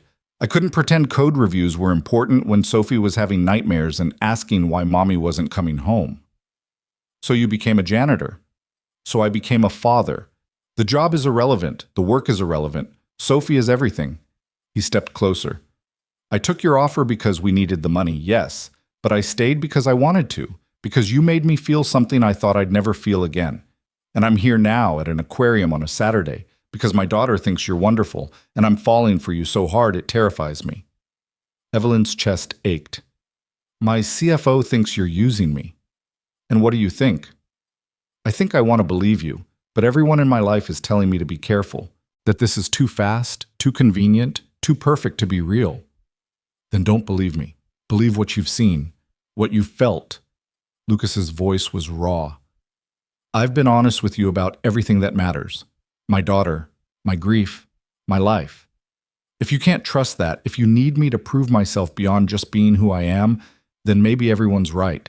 Maybe this is moving too fast. Sophie appeared around the corner, clutching a medium-sized octopus. I picked this one because it's not too big and not too small, and it's purple, which is my favorite color right now. She looked between them, sensing tension. Are you fighting? No, sweetheart, Lucas said gently, just having an adult conversation. About what? About trust, Evelyn said quietly, and whether people are who they say they are. Sophie considered this with her characteristic seriousness. Dad says you should always give people a chance to be honest before you decide they're lying. He says sometimes people keep secrets because they're scared, not because they're bad. Lucas closed his eyes briefly. Sophie, it's true. You said that when I didn't tell you about getting in trouble at school because I was scared you'd be mad. But you weren't mad. You just helped me fix it. She looked at Evelyn. Are you scared Dad's lying about something? No, I'm scared I'm making a mistake. Oh, that's different. Sophie hugged her octopus. Dad makes mistakes all the time. Last week he put salt in the pancakes instead of sugar, and they were terrible. But we laughed about it and made new ones. Mistakes are fixable if people want to fix them. Out of the mouths of 7-year-olds came wisdom Evelyn had forgotten existed. She looked at Lucas, seeing him clearly now. Not a janitor, not an engineer, just a man trying to build a life from the wreckage of his old one. A father putting his daughter first. Someone who understood loss and chose to hope anyway. I'm sorry, she said. I let other people's voices get louder than my own instincts. Your instincts told you to trust me? From the moment you set conditions to protect Sophie, from the first time you made me pancakes in my kitchen, from every honest conversation we've had since. She took his hand. I'm scared, Lucas. Terrified that I'm letting someone in who'll hurt me. But I'm more scared of pushing away something real because I'm too afraid to be vulnerable. Lucas pulled her close, right there in the aquarium, with Sophie watching and families passing by. I won't hurt you, can't promise I won't make mistakes or frustrate you or occasionally burn the pancakes, but I won't hurt you deliberately. Won't use you. Won't be anything other than exactly who I am. A janitor with an MIT degree. A dad with a complicated past who's trying to build a better future. Evelyn kissed him, soft and certain. Behind them, Sophie made exaggerated gagging noises. Gross. You're doing the kissing thing again. They broke apart, laughing. Lucas ruffled Sophie's hair. Get used to it, kiddo. I really like Evelyn. I know, you have the same face Mom used to make when she looked at you in old pictures, the sappy face. Something passed between Lucas and Evelyn then, an understanding that they were building something new on the foundation of old grief. That letting someone in didn't mean forgetting what came before, that love could exist in the spaces loss had carved out. They finished the aquarium visit, bought Sophie her purple octopus, and walked out into the afternoon sunlight together. Evelyn's phone was still buzzing with messages from Diane, probably more warnings about trust and verification and protecting herself. She silenced it. Whatever happened next, whatever scrutiny they faced, whatever judgment came from her world meeting his, they'd face it together.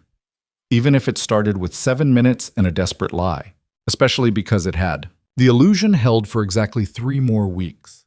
3 weeks of stolen moments between Evelyn's board meetings and Lucas's night shifts.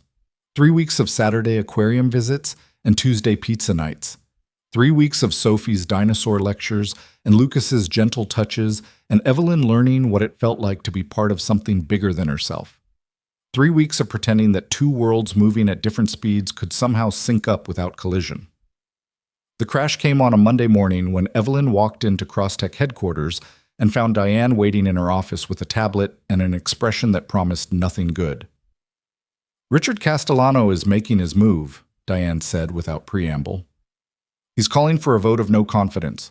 Board meeting, Thursday at 10, and he's using Lucas as ammunition." Evelyn's blood went cold. "What are you talking about?" Diane tapped the tablet. An article from a tech gossip blog filled the screen. The headline read, "Crosstech CEO's Mystery Man, Corporate Spy or Convenient Romance." The photos were devastating. Lucas at the gala in his borrowed suit looking handsome and out of place. Lucas and Evelyn at the diner, hands clasped across the table. Lucas with Sophie at the aquarium, Evelyn crouched beside them examining a starfish. Someone had been following them, documenting them. "Who did this?" Evelyn's voice was barely controlled. "Does it matter? What matters is the narrative Richard's building. Former Microsoft engineer mysteriously working as a janitor at your building, gains access to your private spaces, your trust, your company. Richard's spinning it as corporate espionage. Says you're compromised, that Lucas could be feeding information to competitors. That's insane. Lucas quit tech years ago to raise his daughter. Can you prove that? Can you prove he's not still connected to people at Microsoft? That he hasn't been approached by competitors looking for inside information?" Diane's expression was sympathetic but firm. "I know you care about him, but Richard only needs to create reasonable doubt. The board is already nervous about quarterly projections. Add a potential security breach and they'll vote you out just to be safe." Evelyn sank into her chair. This was what she'd feared from the beginning. Her world consuming something good, destroying it through suspicion and strategy and the ruthless calculation of people like Richard Castellano. "What are my options?" she asked quietly. "Cut ties with Lucas? Publicly. Make a statement that it was a brief relationship that didn't work out. Distance yourself completely before Thursday." Diane paused. "Or fight. Produce evidence that Lucas is exactly who he says he is. Prove the relationship is genuine and that there's no security risk. But Evelyn, that's going to require invasive vetting, background checks, interviews, financial audits. You'll have to expose every part of his life to scrutiny. He'll never agree to that. Then you're choosing him over Crosstech." The words hung in the air like a death sentence. 15 years of work, billions of dollars in value, 4,000 employees depending on her leadership, everything she'd built, everything she'd sacrificed relationships and normalcy to achieve, against 3 weeks with a man who made her feel human again. "Give me until Wednesday," Evelyn said. "I'll handle this." "How?" "I don't know yet, but I'll figure it out." After Diane left, Evelyn sat alone in her office and did something she hadn't done in years. She cried. Not the careful, controlled tears she'd allowed herself after her father's funeral. Real, messy, desperate crying for the impossible choice she was facing. She couldn't ask Lucas to submit to the kind of investigation required to clear his name. Couldn't ask him to let strangers dissect his life, question his motives, probe into Sophie's world. That wasn't fair. That wasn't love. But she couldn't walk away either. Couldn't go back to the hollow existence she'd been living before 7 minutes at midnight changed everything. Her phone buzzed. A text from Lucas. Sophie wants to know if you're coming over tonight. I told her you're probably busy, but she's very persuasive. Evelyn stared at the message. She should cancel, should start building distance before things got worse, should protect him from what was coming. Instead, she texted back, I'll be there at 6. When she arrived at the apartment that evening, Sophie was waiting at the door with a poster board covered in glitter and dinosaur stickers. I made you a welcome sign, Sophie announced proudly, because Dad says you're coming over a lot now, and that means you're important to our family. Evelyn's heart cracked. It's beautiful, Sophie. I know. I worked really hard on it.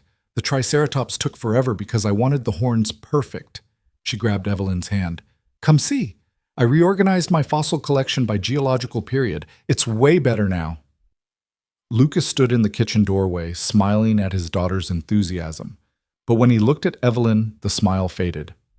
What's wrong? He asked quietly. Nothing, just a long day. Evelyn, later. Let me have this evening first. So she did. She let Sophie show her the reorganized fossils, each one now labeled with elaborate descriptions of what time period they supposedly came from. She helped make dinner, tacos, which Sophie insisted required architectural precision in their construction. She sat through another dinosaur documentary, this time about the extinction event that ended the Cretaceous period. 65 million years ago, Sophie narrated along with the documentary, an asteroid hit Earth and everything changed. The dinosaurs couldn't adapt fast enough. Only the ones who could fly survived and became birds. That's sad, Evelyn said. All those amazing creatures just gone. But the birds survived, and now we have eagles and penguins and chickens. Which is weird because chickens are basically tiny dinosaurs, but we eat them. Sophie considered this. Evolution is complicated. It is, Lucas agreed. Change is always complicated. Sometimes what looks like an ending is actually just a transformation. He was looking at Evelyn when he said it, and she knew he sensed something was coming, something that would require transformation or extinction. After Sophie went to bed, they sat on the couch in the quiet apartment. Lucas took Evelyn's hand and waited for her to speak. Richard Castellano is using us against me, she said finally. He's calling for a vote of no confidence on Thursday. Says our relationship is a security risk, that you might be corporate espionage. Lucas's jaw tightened. That's ridiculous. I know, but ridiculous doesn't matter. Perception matters. And the perception is that I brought an unknown person into my life very quickly. Someone who used to work in tech and now has access to me, my home, my company. So what do they want? For me to prove I'm not a spy? They want you to submit to background checks, financial audits, interviews. They want to investigate every part of your life to verify you're not a threat. She met his eyes. Or they want me to end this. Walk away, make a public statement that it was a mistake, and distance myself completely. Lucas pulled his hand away. Those are my options? Submit to interrogation or lose you? I'm not saying those are your only options, but they are, aren't they? Because if I refuse the investigation, you look guilty. And if I agree to it, they'll tear apart my life looking for something suspicious. They'll question Sophie's school, interview my mother-in-law, examine every financial transaction I've made since Laura died. His voice was rising. They'll turn our lives inside out trying to find evidence of something that doesn't exist. I know. That's why I can't ask you to do it. Then what are you asking? Evelyn felt tears threatening again. I don't know. I just know I'm not ready to lose you. Not when we're just starting to figure out what this could be. Lucas stood and paced across the small living room. This is exactly what I was afraid of. Your world doesn't make space for people like me. It only knows how to consume or destroy. That's not fair, isn't it? 3 weeks ago, I was invisible. A janitor no one noticed. Then I spent 7 minutes standing next to you, and suddenly I'm a security threat? Suddenly my entire life is suspect because I dared to care about someone out of my league? You're not out of your league. Don't say that. Then what am I? Because from where I'm standing, I'm a liability. Someone who threatens everything you've built. And the smart play, the strategic play, is for you to cut your losses and move on. I don't want to move on. But you might have to. Lucas turned to face her. That's what you came here to say, isn't it? That you can't choose me over Crosstech. That 15 years of work matters more than 3 weeks of happiness. Don't make it sound like I'm choosing money over love. Aren't you? The words hit like a physical blow.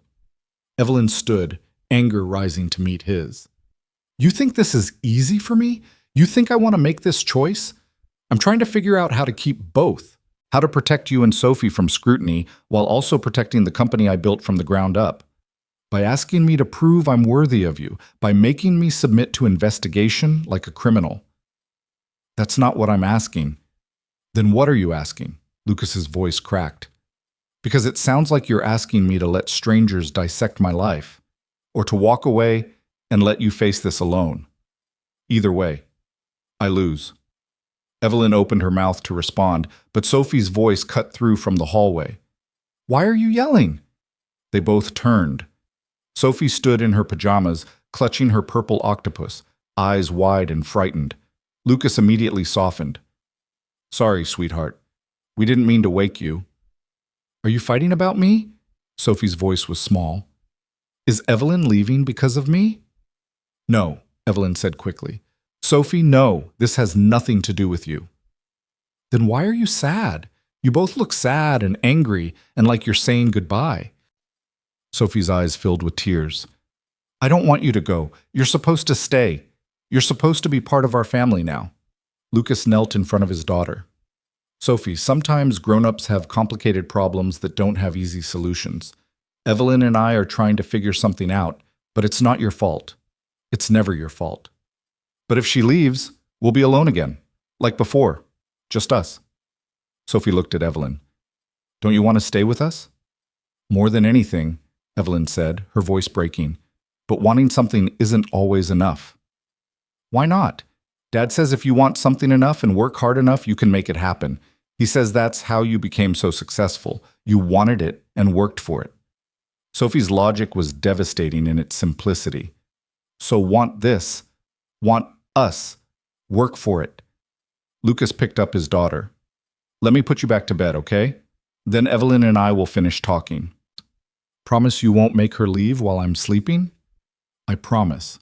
After Lucas carried Sophie back to her room, Evelyn stood in the living room feeling like the walls were closing in. She heard his gentle voice reading another bedtime story, heard Sophie's questions about whether things would be okay, heard his reassurances that sounded hollow even to her. When he returned, his expression was carefully neutral. She's scared. She's already lost her mother. Now she thinks she's losing you too. Lucas, don't. Don't make promises you can't keep. Don't tell me we'll figure it out when we both know the math doesn't work. He sat on the couch, suddenly looking exhausted. You have a board meeting Thursday. Richard Castellano is weaponizing our relationship, and I can't let Sophie be dragged into whatever investigation would be required to clear my name. So what do we do? You tell me. You're the brilliant CEO, the one who builds companies and testifies before Congress and solves impossible problems. What's your solution? Evelyn heard the bitterness under his words and couldn't blame him. She'd brought this chaos into his carefully constructed life. She'd offered him 7 minutes and then stayed for weeks, letting him hope for something that maybe was never sustainable. I could fight, she said quietly. Could tell the board that my personal life is none of their business, that Richard is manufacturing a crisis to grab power. And if they vote you out anyway? Then I lose Crosstech. 15 years of work gone because I refused to sacrifice you.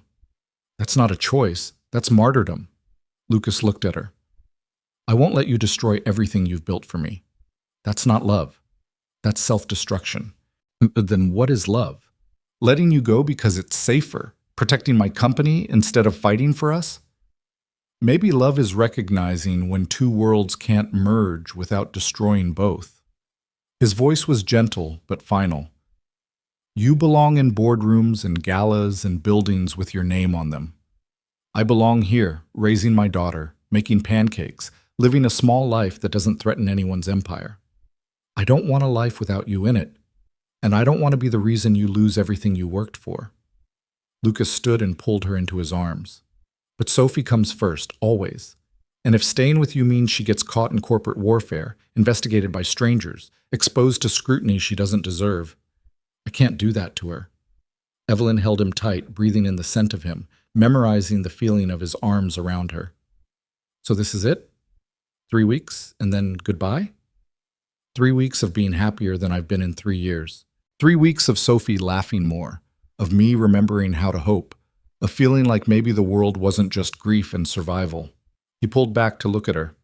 You gave me that. Even if it ends now, you gave me that. I don't want it to end. Neither do I. But wanting isn't enough.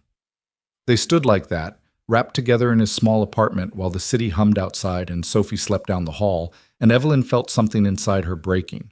Not clean, not quick, a slow shattering that would leave pieces she'd never find. I should go, she said finally. Stay.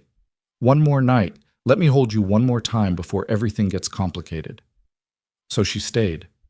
They lay together in his bed, fully clothed again like that first night, and talked until dawn. About what might have been if they'd met differently. If she was just a programmer and he was just an engineer. If Sophie had a mother and Evelyn had never learned to be alone. But hypotheticals didn't change reality. At 6 a.m., Evelyn kissed Lucas goodbye, soft and final, and full of everything they'd never say out loud. Fight for Crosstech, he told her. That company matters. Those 4,000 employees matter. Don't let Richard Castellano take it from you. And us? There is no US if you lose everything to protect me. That's not a foundation. That's a crater. She wanted to argue, wanted to tell him that love was supposed to conquer obstacles, that if they just tried harder, wanted it enough, worked for it like Sophie said, they could make it work. But she'd learned the hard truth years ago. Some things didn't survive contact with the real world. Some beautiful, fragile things shattered when exposed to pressure. She left without waking Sophie, unable to face another goodbye from the 7-year-old who'd drawn her dinosaurs and believed grown-ups could fix anything if they wanted to. The next 2 days blurred. Evelyn met with lawyers, prepared her defense, built a case for why her personal life shouldn't impact her professional capabilities. Diane worked beside her, never saying, "I told you so," but thinking it loud enough that Evelyn heard it anyway. Wednesday evening, Marcus found her still in her office at 9 p.m., staring at notes she'd read 100 times. "You should go home," he said gently. "Get some sleep before tomorrow." "I can't sleep." "Then at least eat something. You've been running on coffee for 2 days." "I'm fine." "You're not fine. You look like you're grieving." Marcus sat across from her. "What happened with Lucas?" "We ended it. He's protecting his daughter, I'm protecting my company. Very mature, very rational decision." "That doesn't make it hurt less." "No," Evelyn admitted. "It doesn't." "Do you love him?" The question caught her off guard. Did she love him? After 3 weeks? After scattered dates and pizza nights and aquarium visits? "I don't know," she said honestly. "I know I felt more like myself with him than I have in years. I know his daughter made me laugh in ways I'd forgotten were possible. I know that walking away feels like cutting off a piece of myself that I'll never get back." That sounds like love. Or it sounds like loneliness and desperation dressed up as connection. Marcus was quiet for a moment. "Can I tell you something? When I started working for you 5 years ago, you were formidable, brilliant, driven, absolutely unstoppable. But you were also lonely. So lonely it radiated off you like cold. These past few weeks, that changed. You smiled more, laughed at Jenkins's terrible jokes, left work at reasonable hours." He met her eyes. "You were happy, actually genuinely happy, and now you're back to being formidable and alone." Formidable and alone built Crosstech. And happy could have sustained it, could have made it mean something beyond just success. "You think I should fight for him, risk everything to keep a relationship that's barely started?" "I think you should ask yourself what you're really fighting for tomorrow. The company? Or the version of yourself that never needs anyone?" After Marcus left, Evelyn sat alone in her office and finally let herself consider the question. What was she fighting for? Crosstech had been her life for 15 years. Her purpose, her identity, her proof that she mattered. Losing it would mean losing the fundamental definition of who she was. But Lucas and Sophie had given her something Crosstech never could. A reason to leave work at 6. A place where she was wanted for herself, not for what she could provide. A glimpse of a life where success was measured in shared pancakes and terrible dinosaur puns, and the trust of a 7-year-old who believed in her. Her phone buzzed, a text from an unknown number. When she opened it, she found a video. Sophie, sitting on her bed with her purple octopus, speaking directly to the camera. "Hi, Evelyn. Dad doesn't know I'm making this. Grandma helped me use her phone." Sophie's voice was serious. "Dad says you have a big meeting tomorrow, that people are being mean about you and him being friends. I don't understand why grown-ups make everything so complicated." Sophie hugged her octopus. "I just wanted to tell you that I think you're really brave. You run a big company and have lots of people depending on you, and that's scary. But you know what else is brave? Eating pizza with a 7-year-old who talks too much about dinosaurs, and going to the aquarium even though you probably had important work to do, and making my dad smile like he used to when Mom was alive." Tears streamed down Evelyn's face. "So whatever happens tomorrow, I want you to know you're still my friend. Even if you can't come over anymore. Even if the mean people win. You'll always be my friend who doesn't know about dinosaurs but tries really hard to learn." Sophie smiled. "Dad says sometimes the bravest thing is knowing when to let go. But I think sometimes the bravest thing is holding on even when it's hard. Bye, Evelyn." The video ended. Evelyn played it again and again. And on the 4th viewing, something crystallized in her mind. She'd spent 15 years building Crosstech, sacrificed relationships, normalcy, happiness for success. And she'd convinced herself that sacrifice was noble, that choosing work over personal life proved her dedication. But what if she'd been wrong? What if the real courage wasn't in sacrificing everything for her company, but in demanding that her company make space for her life? She pulled up her presentation for tomorrow's board meeting. The careful defense she'd prepared, the logical arguments about why her personal life was irrelevant to her professional capabilities. Then she deleted it and started over. At midnight, she was still writing. At 2 a.m., she was rehearsing. At 4 a.m., she finally went home, showered, changed, and arrived back at Crosstech by 7. Diane met her in the lobby. "Please tell me you got some sleep." "Some. Enough." Evelyn handed her a thumb drive. "I rewrote my presentation. Don't look at it until the meeting. Just trust me." "Evelyn, trust me." The boardroom filled at exactly 9:45. 12 board members, Richard Castellano among them, all avoiding eye contact. The tension was thick enough to cut. At 10 a.m., the chairman called the meeting to order. "We're here to address concerns raised by Richard Castellano regarding CEO Evelyn Cross's recent personal relationship and potential security implications for Crosstech. Richard, you have the floor." Richard stood, perfectly composed, and launched into his prepared attack. He presented the blog article, photos of Lucas, a timeline of their relationship. He questioned Evelyn's judgment in getting involved with a former tech worker now employed at their building. He suggested that Lucas could be a corporate spy, that Evelyn was compromised, that the board needed to act decisively to protect shareholder value. It was a masterful performance, reasonable, concerned, devastating. When he finished, the chairman turned to Evelyn. "Ms. Cross, your response?" Evelyn stood. She didn't use the prepared slides, didn't hide behind corporate speak or legal defenses.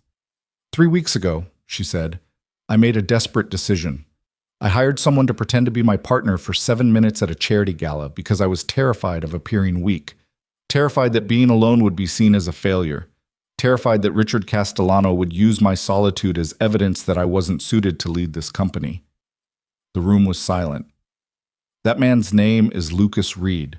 He's a janitor who works nights in this building so he can be home during the day with his 7-year-old daughter. He's a widower who walked away from a promising career at Microsoft because being a good father mattered more than being a successful engineer. And yes, I fell for him. Hard and fast, and in a way that terrifies me because I've spent 15 years avoiding exactly this kind of vulnerability. Richard leaned forward. Ms. Cross, this emotional confession doesn't address the security concerns. Let me finish. Evelyn's voice was steel. You want to talk about security? Lucas Reed quit Microsoft 3 years ago after his wife died.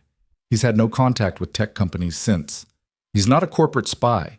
He's not after my money or my connections. He's a man trying to rebuild his life and raise his daughter in a world that tells him he's not good enough because he chose family over ambition.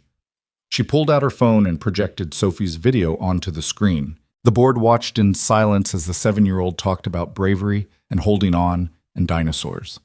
When it ended, Evelyn continued, "That's his daughter. That's what Richard wants me to sacrifice to prove my dedication to this company. A relationship with a good man and his remarkable child because my personal happiness is seen as a professional liability." "Ms. Cross, Pshet," the chairman began, "I'm not finished. I built Crosstech from nothing, worked 100-hour weeks, sacrificed relationships and health and any semblance of work-life balance. And I did it because I believed that's what leadership required. Total sacrifice, complete dedication, the company above everything." Evelyn looked around the table. "But I was wrong. A leader who has no life outside work isn't dedicated.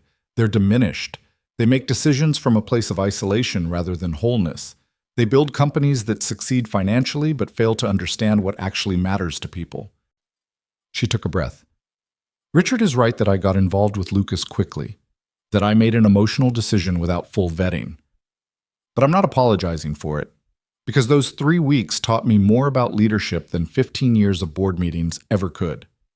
They taught me that making space for personal happiness doesn't make you weak. It makes you human, and humans build better companies than machines." Richard stood. "This is all very touching, but it doesn't change the fact that you introduced an unknown variable into our corporate environment without proper security protocols." "Then change the protocols," Evelyn said.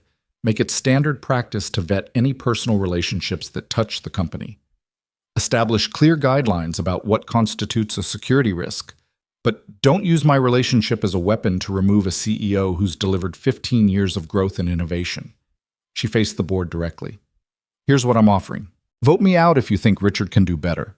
If you believe my personal life compromises my professional capabilities. If you think sacrificing happiness for corporate success is still the right model for leadership. But if you keep me, understand that I'm not the same CEO I was a month ago. I'm not going to work 100 hours a week. I'm not going to miss every important moment in my personal life for another quarterly earnings call. I'm going to lead Crosstech in a way that honors both professional excellence and personal well-being, because our employees deserve a leader who models balance, not burnout." The room was utterly silent. Evelyn sat down, heart hammering, having just bet her entire career on a 7-year-old's wisdom about holding on. The chairman cleared his throat. "Thank you, Ms. Cross. The board will deliberate and vote. Please wait outside."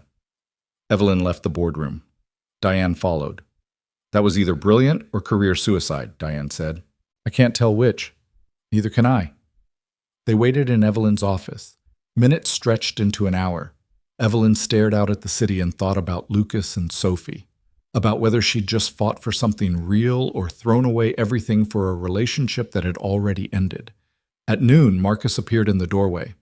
"They're ready." Evelyn walked back into the boardroom. 12 faces, unreadable. The chairman stood. "The board has voted.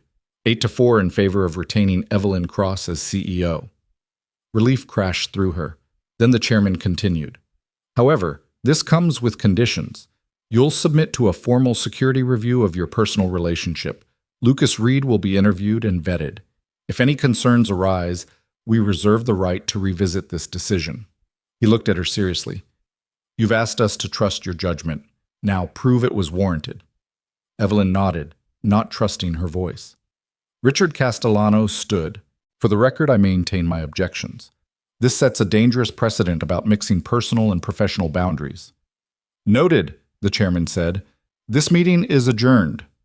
Evelyn made it back to her office before her legs gave out. She'd won. Barely. Conditionally. But she'd won. Now she just had to tell Lucas that winning meant subjecting him to exactly the kind of investigation he'd refused to accept. She didn't call him. Couldn't figure out how to explain over the phone that she'd won by agreeing to the very thing he'd refused.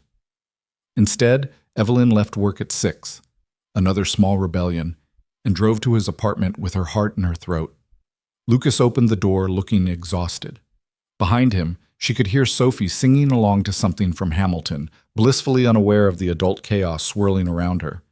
"Evelyn," his voice was flat, "I didn't think I'd see you again. Can we talk?" He hesitated, then stepped aside to let her in. Sophie appeared immediately, launching herself at Evelyn with the kind of enthusiasm that made her chest ache. "You're back. I knew you'd come back. Dad said you were really busy, but I knew—" Sophie stopped, looking between them. "Why do you both look sad?" "I need to talk to your dad about grown-up things," Evelyn said gently. "Can you give us a few minutes?" Sophie's expression turned serious. "Okay, but don't make him more sad. He's been really sad since you left." She grabbed her purple octopus and retreated to her room, closing the door with exaggerated care. Lucas crossed his arms. "The board meeting was today. How bad was it?" "I kept my job. 8-4 vote." Relief flickered across his face, then died. "That's good. That's what matters." "Lucas, you did the right thing, chose the company, chose your employees and your legacy and everything you worked for. I'm glad." He looked away. "You should go now. Clean break is better for everyone." "They want to investigate you," Evelyn said in a rush. "It was the condition for keeping me on. Full background check, interviews, financial review, everything you said you wouldn't do. I fought for us and won, but winning means asking you to do the thing you refused." Lucas was very still. "So you're here to ask me to change my mind?" "I'm here to tell you what happened and let you decide. If you say no, I accept that. I'll tell the board it's over and figure out how to navigate the next few months without giving Richard more ammunition." She took a breath. "But if you say yes, if you're willing to go through this, then we have a chance, a real chance." "At what cost?"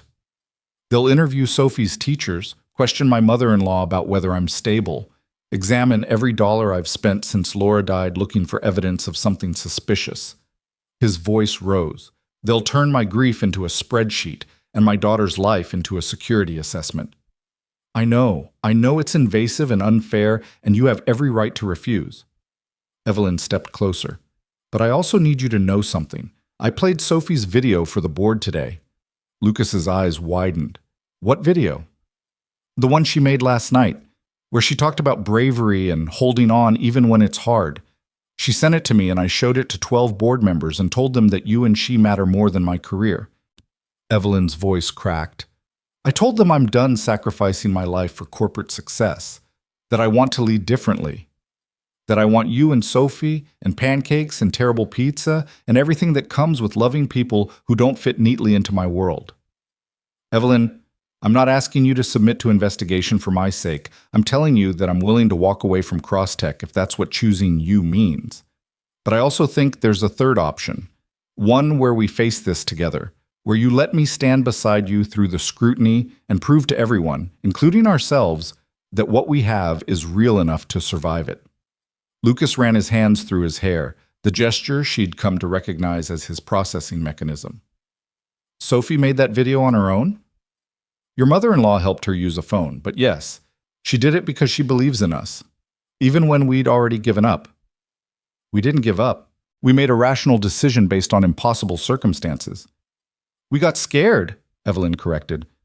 "I got scared that I couldn't have both my career and a relationship. You got scared that staying with me would hurt Sophie, so we made the safe choice instead of the brave one." From down the hall, Sophie's voice called out, "Are you fighting or making up? Because making up is better." Despite everything, Lucas smiled. "She's been listening at the door since you got here. I would too if I were 7. He was quiet for a long moment, staring at her like he was trying to memorize her face. "If I do this, if I agree to the investigation, it's not just about us. It's about what kind of man I want Sophie to see me be. What I want to teach her about standing up for what matters, even when it's hard. I know. And it's about whether I trust you enough to believe that loving you is worth the cost of letting strangers judge my life." "Do you?" Evelyn's voice was barely a whisper. "Trust me?" Lucas reached for her hand.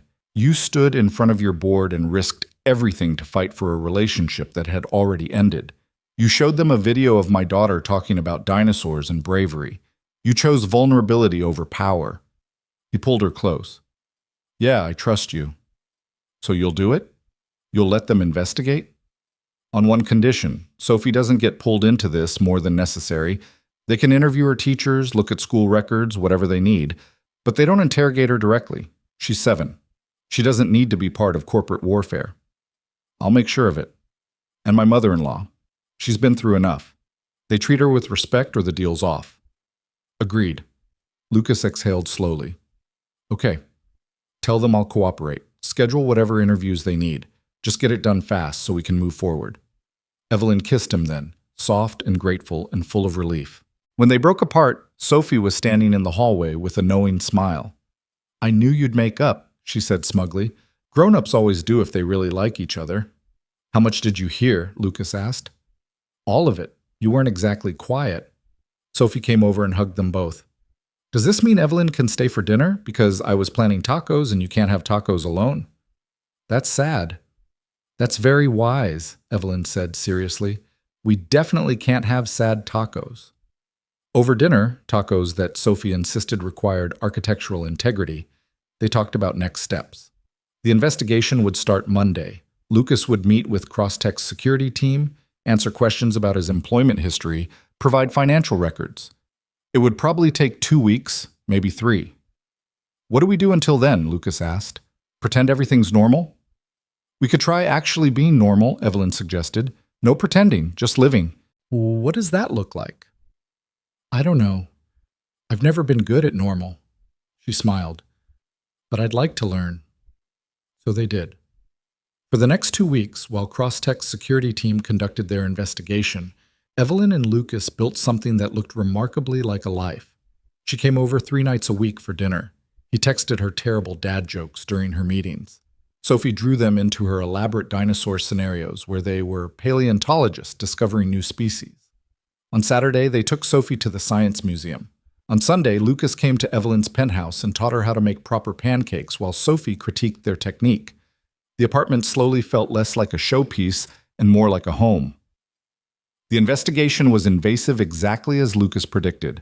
They interviewed his mother-in-law, Donna, who apparently gave them a 20-minute lecture about how Lucas was the best father she'd ever seen, and if they had any doubts about his character, they were idiots.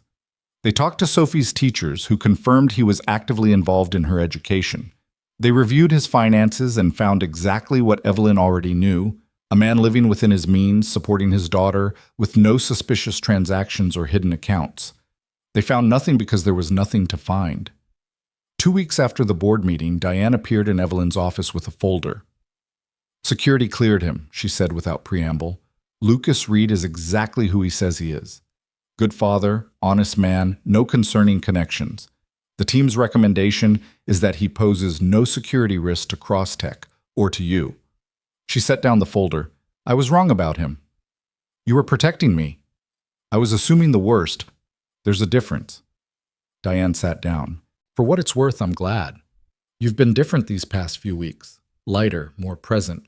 Whatever this thing is with Lucas, it's good for you, even though it nearly cost me my job. Maybe especially because of that. You fought for something that mattered. That takes guts. Diane smiled slightly. And Sophie's video? That was brilliant. Manipulative as hell, but brilliant. I didn't plan that. I know. Which somehow made it more effective. Diane stood to leave, then paused. You know Richard's not done, right? He lost this battle, but he's already planning his next move. You need to be careful. I will be. After Diane left, Evelyn called Lucas. They cleared you, she said when he answered. Official recommendation is no security risk. Lucas exhaled audibly. So we're done? It's over? This part is over. Now we just have to figure out what comes next. I know what comes next. You come over tonight and Sophie makes you watch her school play rehearsal for the 40th time. Then we have pizza and you fall asleep on the couch during another documentary. Then I wake you up and kiss you goodnight and count the hours until I can see you again. Evelyn smiled. That sounds perfect. It's not glamorous, not what someone like you is probably used to. Someone like me is tired of glamorous. Someone like me wants tacos with proper architectural integrity and a 7-year-old's critique of my dinosaur knowledge. Then come home, Lucas said softly. We'll be waiting. Home. The word settled into her chest like something that had been missing, finally clicking into place. That evening, Evelyn sat through Sophie's rehearsal of a play about the water cycle. Sophie played a rain cloud with enthusiasm that bordered on aggressive. Afterward, they had pizza, and Sophie fell asleep between them during a documentary about plate tectonics, her head on Evelyn's shoulder and her feet in Lucas's lap. "This is what normal looks like," Lucas whispered. "Kid falling asleep during educational programming while we pretend we're still watching. I like it. Even though you're probably missing some important business dinner?" "Especially because I'm missing some important business dinner." Evelyn looked at him over Sophie's sleeping form. "I meant what I told the board. I'm done sacrificing my life for work. If that means I miss some networking opportunities or don't respond to emails at midnight, so be it." "That's a big change." "It's a necessary change, and maybe it makes me a different kind of leader, one who actually models the work-life balance we claim to value." Lucas reached over and took her hand. "I love you. I know it's fast and probably too soon to say it, but I love you. Not the CEO or the billionaire or the woman who appears in Forbes. Just Evelyn, the person who tries really hard to learn about dinosaurs and burns pancakes and looks at my daughter like she's remarkable." Evelyn's throat tightened. "I love you too, even though you're right that it's terrifyingly fast and probably crazy and definitely not how I planned my life to go." "How did you plan your life to go?" "Alone, successful and powerful, and completely alone." She squeezed his hand. "Thank you for ruining that plan." They carried Sophie to bed together, moving in sync like they'd been doing this for years. Evelyn tucked the purple octopus beside her while Lucas pulled up the blankets. In sleep, Sophie looked impossibly young and vulnerable, and Evelyn felt the weight of loving her settle alongside the love she felt for Lucas. This was what she'd been missing. Not just romantic love, but the bigger love of family. The messy, complicated, beautiful tangle of people choosing each other every day. Later, lying in Lucas's bed with his arms around her, Evelyn made a decision. "I want to do something," she said into the darkness. "Something that might sound crazy. I've learned that your version of crazy usually means revolutionary. What is it?" "I want to implement actual work-life balance policies at CrossTech. Not just lip service, but real changes. Flexible schedules, remote work options, on-site childcare, support for single parents." She turned to face him. "I want to build a company where people like you don't have to choose between being good parents and having careers. Where taking care of family isn't seen as a weakness, but as a strength." Lucas was quiet. "Then, that would have changed my life. 3 years ago, if Microsoft had offered that kind of support, maybe I wouldn't have had to quit. Maybe I could have been both an engineer and a present father." "That's exactly my point. How many brilliant people are we losing because we demand total sacrifice? How many innovations are we missing because parents are too exhausted to think creatively?" Evelyn felt energy building. "I can change that, at least at CrossTech. Make it a model for what tech companies could be." "Richard will fight you." "Richard fights everything, but I just survived a vote of no confidence. I have political capital, and I have proof that personal happiness doesn't compromise professional excellence. It enhances it." Lucas kissed her. "This is why I love you. You take personal pain and transform it into systemic change. You're remarkable." "I'm learning from a 7-year-old who thinks dinosaurs can teach us about evolution and bravery." "She's wise beyond her years." "She is, which is why I want to ask you something else, something bigger." Evelyn took a breath. "Move in with me, you and Sophie. Not immediately. I know she needs stability and change is hard, but eventually. Make my penthouse into a home instead of a showpiece." Lucas pulled back to look at her. "That's a huge step." "I know, too fast?" "Maybe, but maybe fast is okay when it feels right." He smiled. Sophie would need her own room, space for all her dinosaur books and fossil collection, and a real kitchen since mine is better than yours. We could renovate, make it work for all of us. "And my job? I can't exactly commute from your penthouse to my night shift." Evelyn had been thinking about this. "What if you didn't have to? What if you could go back to engineering? Not at Microsoft, I know that ship has sailed, but at CrossTech. We're always looking for talented engineers, and you were top of your class at MIT." "I've been out of the field for 3 years. So you'll need some retraining. We have programs for that, and we're implementing those family-friendly policies I mentioned so you could work flexible hours. Be home for Sophie's bedtime. Attend school plays. She saw him considering it. I'm not offering because we're together. I'm offering because you're brilliant and we'd be lucky to have you. But I won't push if you're not ready. Lucas was silent for a long time. Let me think about it. Talk to Sophie. Make sure she's okay with this kind of change. Of course, no pressure. I just wanted you to know the option exists. They fell asleep holding each other, and Evelyn dreamed of a future that felt possible for the first time in years. The conversation with Sophie happened over breakfast 2 days later. Lucas had made Mickey Mouse pancakes, a Sunday tradition, and Sophie was explaining her theory about why Stegosaurus plates were for temperature regulation and not just defense. Sophie, Lucas interrupted gently, Evelyn and I want to talk to you about something important. Sophie's eyes went wide. Are you getting married? Because Emma's parents just got engaged and she got to be a flower girl and wear a fancy dress. Not married, not yet. Lucas glanced at Evelyn. But we are talking about living together. Evelyn has a big apartment with space for all of us. What would you think about moving there? Sophie considered this with her characteristic seriousness. Would I have my own room?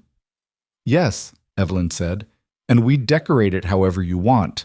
Dinosaurs, space, whatever makes you happy. Would I still go to the same school? Same school, same friends, same everything. Just a different address. And Dad would be there every night? Not working while I'm sleeping? Lucas's expression softened. That's part of the plan. Evelyn's company wants to hire me as an engineer. I'd work during the day while you're at school and be home at night, like other families. Sophie looked between them. So you'd be home for bedtime stories? Every night. And we could all have dinner together? As much as we want. Sophie turned to Evelyn. And you'd be there too? Not just visiting, but actually living with us? If that's okay with you, I know I'm not your mom. I'll never try to replace her, but I'd like to be part of your family, if you'll have me. Sophie slid out of her chair and came around the table to hug Evelyn fiercely. I wanted to ask, but Dad said I shouldn't rush things. But I really want you to stay. You make Dad happy, and you're good at learning about dinosaurs even when you don't understand them at first. Evelyn held her tight, overwhelmed. Is that a yes? It's a definitely yes, but I have conditions. Sophie pulled back, suddenly businesslike. We need to get a cat, an orange one named Professor Whiskers, and I get to show you my school when you come to pick me up so everyone knows you're part of my family. And we have to keep making pancakes on Sundays because it's tradition. Those are very reasonable conditions, Evelyn said seriously. I accept them all. Good. Then you can marry Dad. Sophie returned to her pancakes like she hadn't just casually proposed their marriage. Lucas laughed. Sophie, we're not… Eventually you will. It's obvious. You have the same face Grandma Donna has when she talks about Grandpa, the love face. Sophie took a bite of pancake. But you should probably live together first. Test it out. That's what Emma's parents did. Over the next month, they began the transition. Evelyn hired architects to renovate part of her penthouse, creating a proper bedroom for Sophie, complete with shelves for her books and fossils, a reading nook shaped like a dinosaur nest, and walls painted with a prehistoric mural. Lucas's room, their room, was redesigned to feel less sterile, more lived in. The kitchen was completely redone to Lucas's specifications. When he saw it for the first time, he actually teared up. You didn't have to do all this, he said, running his hand over the new counters. I wanted to. This isn't my space anymore. It's our space. It should feel like home to all of us. At Crosstech, Evelyn began implementing the changes she'd promised. Flexible work schedules, remote options, on-site childcare with subsidized rates for single parents. The initiatives faced pushback from some board members, primarily Richard Castellano, but Evelyn pushed through anyway. She'd survived one vote of no confidence. She could survive another if it came to that. Lucas started his retraining program, working with Crosstech's senior engineers to get back up to speed. He was rusty at first, struggling with 3 years of technological advancement, but his fundamental brilliance was still there, and within weeks he was contributing to projects in meaningful ways. The best part was watching him come home at 6 o'clock, still in time to make dinner with Sophie and hear about her day. No more night shifts, no more exhaustion, just a dad being present. Sophie adjusted to the penthouse with remarkable ease. She declared her room scientifically perfect and immediately began organizing her fossils by geological period across the shelves. She made friends with the doorman, James, who started keeping juice boxes at his station specifically for her. She brought Emma over for playdates and gave tours of the building like she owned it.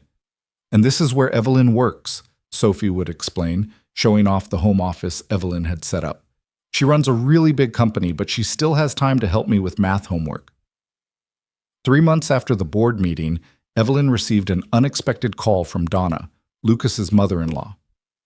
"I need to meet you," Donna said. "Just the two of us. There's something we should discuss." They met at a coffee shop in Fremont. Donna was in her 60s, with kind eyes and her late daughter's smile. She hugged Evelyn immediately. "Thank you for coming," Donna said once they sat down. "I know this might seem strange, but I needed to see you face to face. Is everything okay? Is Lucas? Lucas is wonderful, happier than I've seen him since Laura died. Sophie talks about you constantly. That's actually what I wanted to discuss." Donna took a breath. "My daughter was the love of Lucas's life. They were perfect together, and when she died, I watched him break into pieces. Watched him give up everything to be the parent Sophie needed." Evelyn's chest tightened. "I'm not trying to replace her."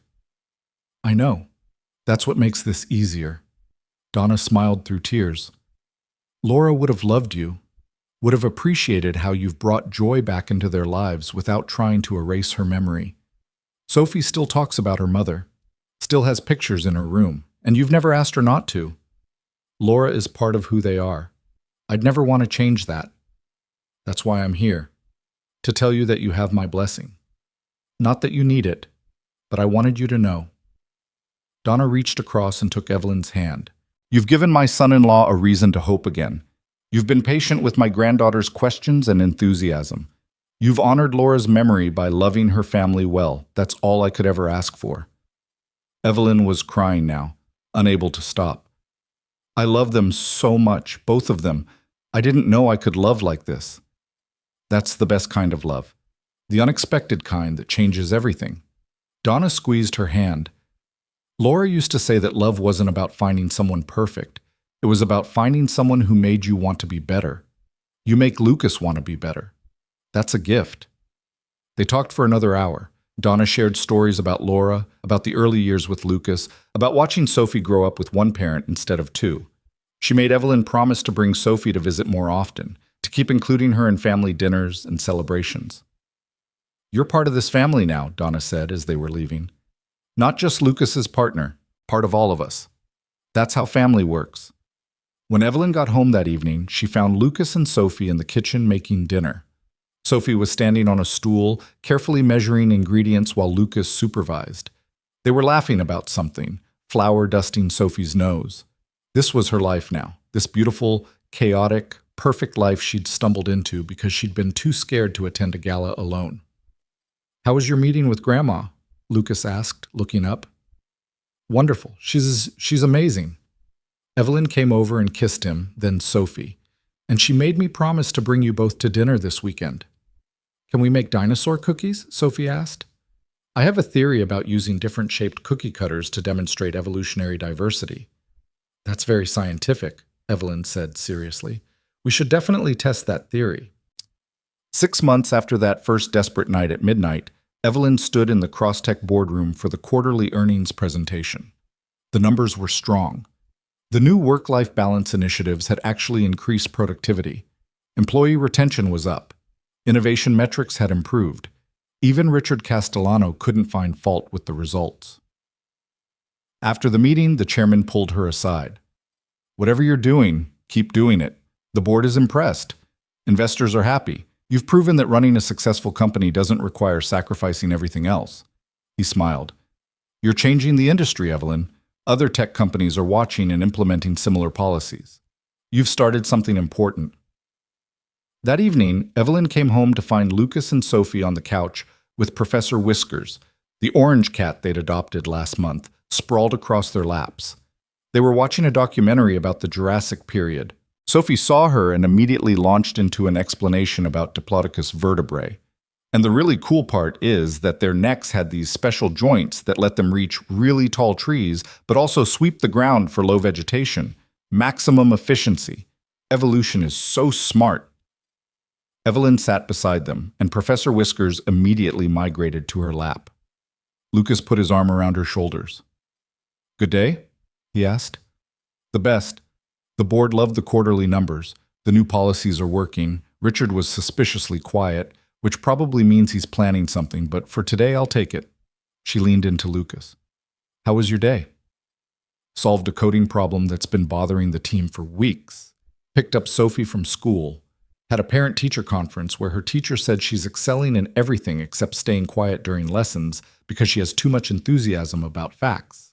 "That sounds like a Sophie problem," Evelyn said, kissing the top of Sophie's head. "It's not a problem.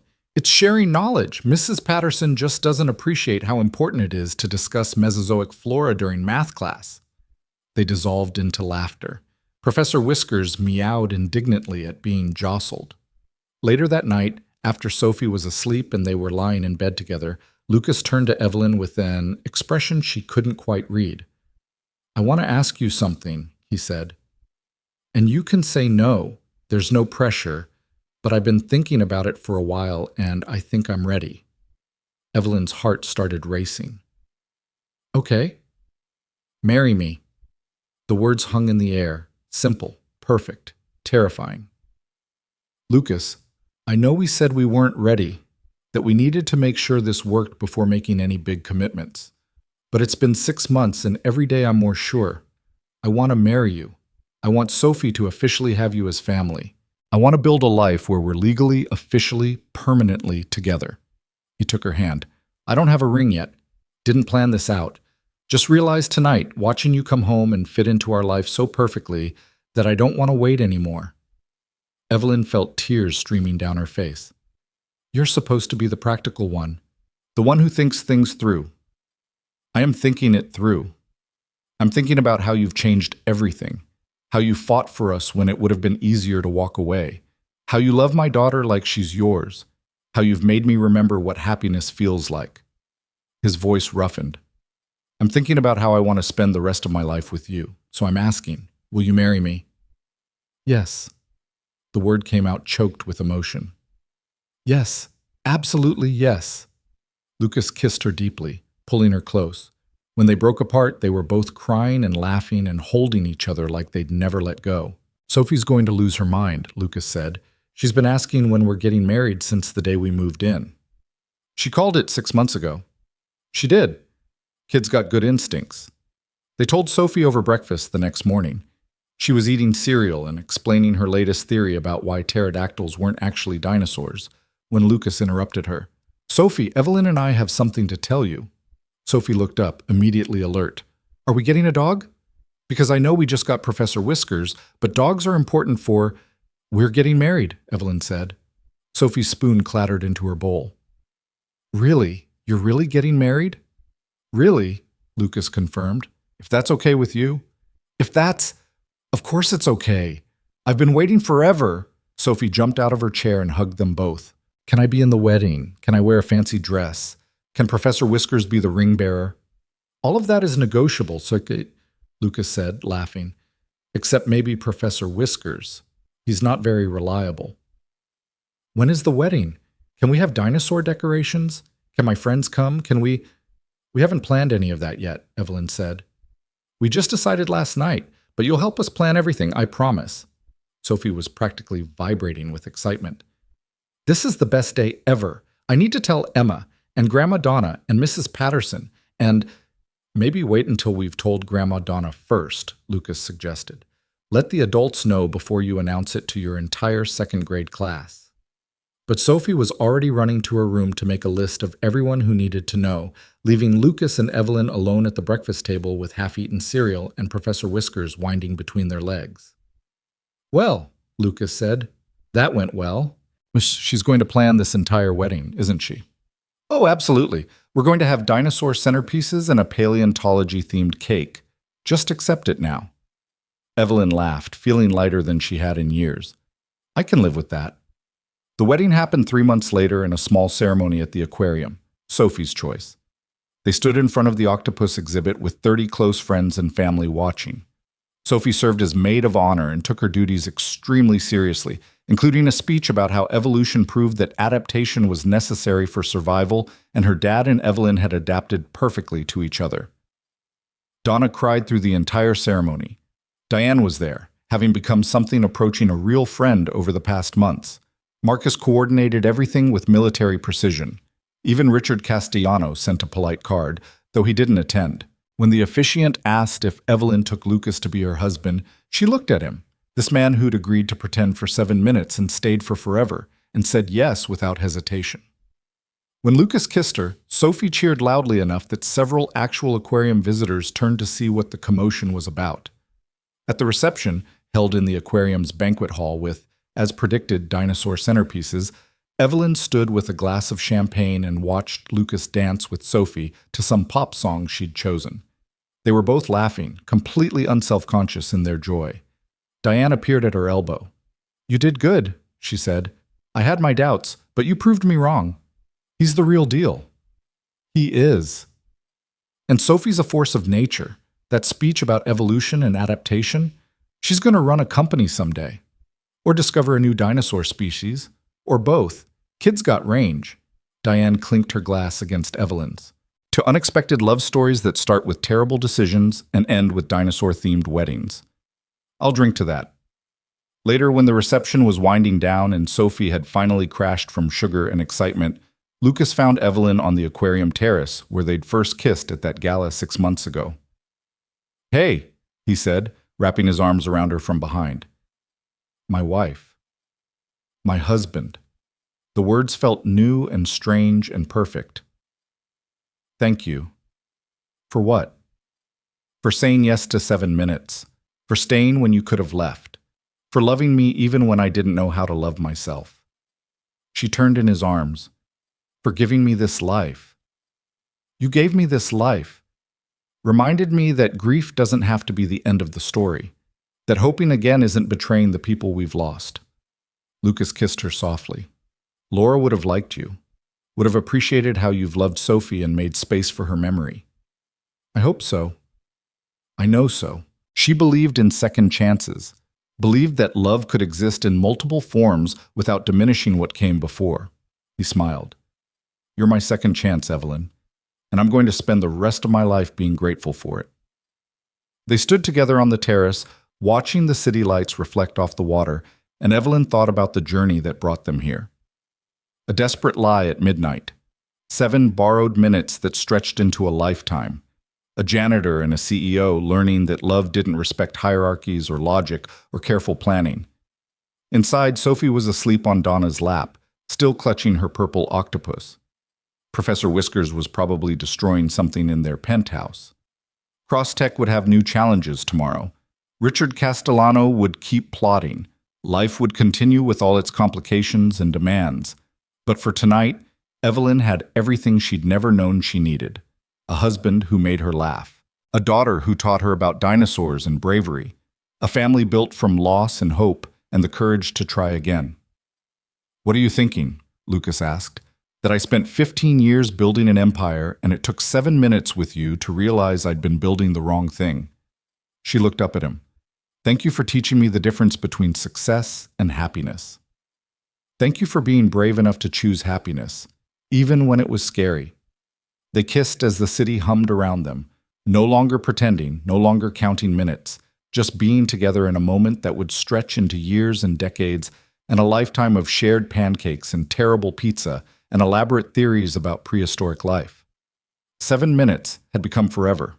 And forever had started with a lie that became the most honest thing either of them had ever done. Inside the aquarium, Sophie stirred awake just long enough to see them through the glass doors.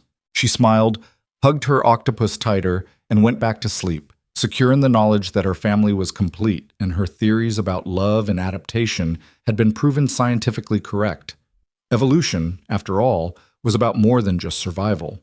It was about transformation, about becoming something new without forgetting what came before, about 2 people from different worlds finding a way to build a third world together, one that held space for grief and joy, power and vulnerability, billion-dollar companies, and hand-drawn dinosaur pictures on the refrigerator.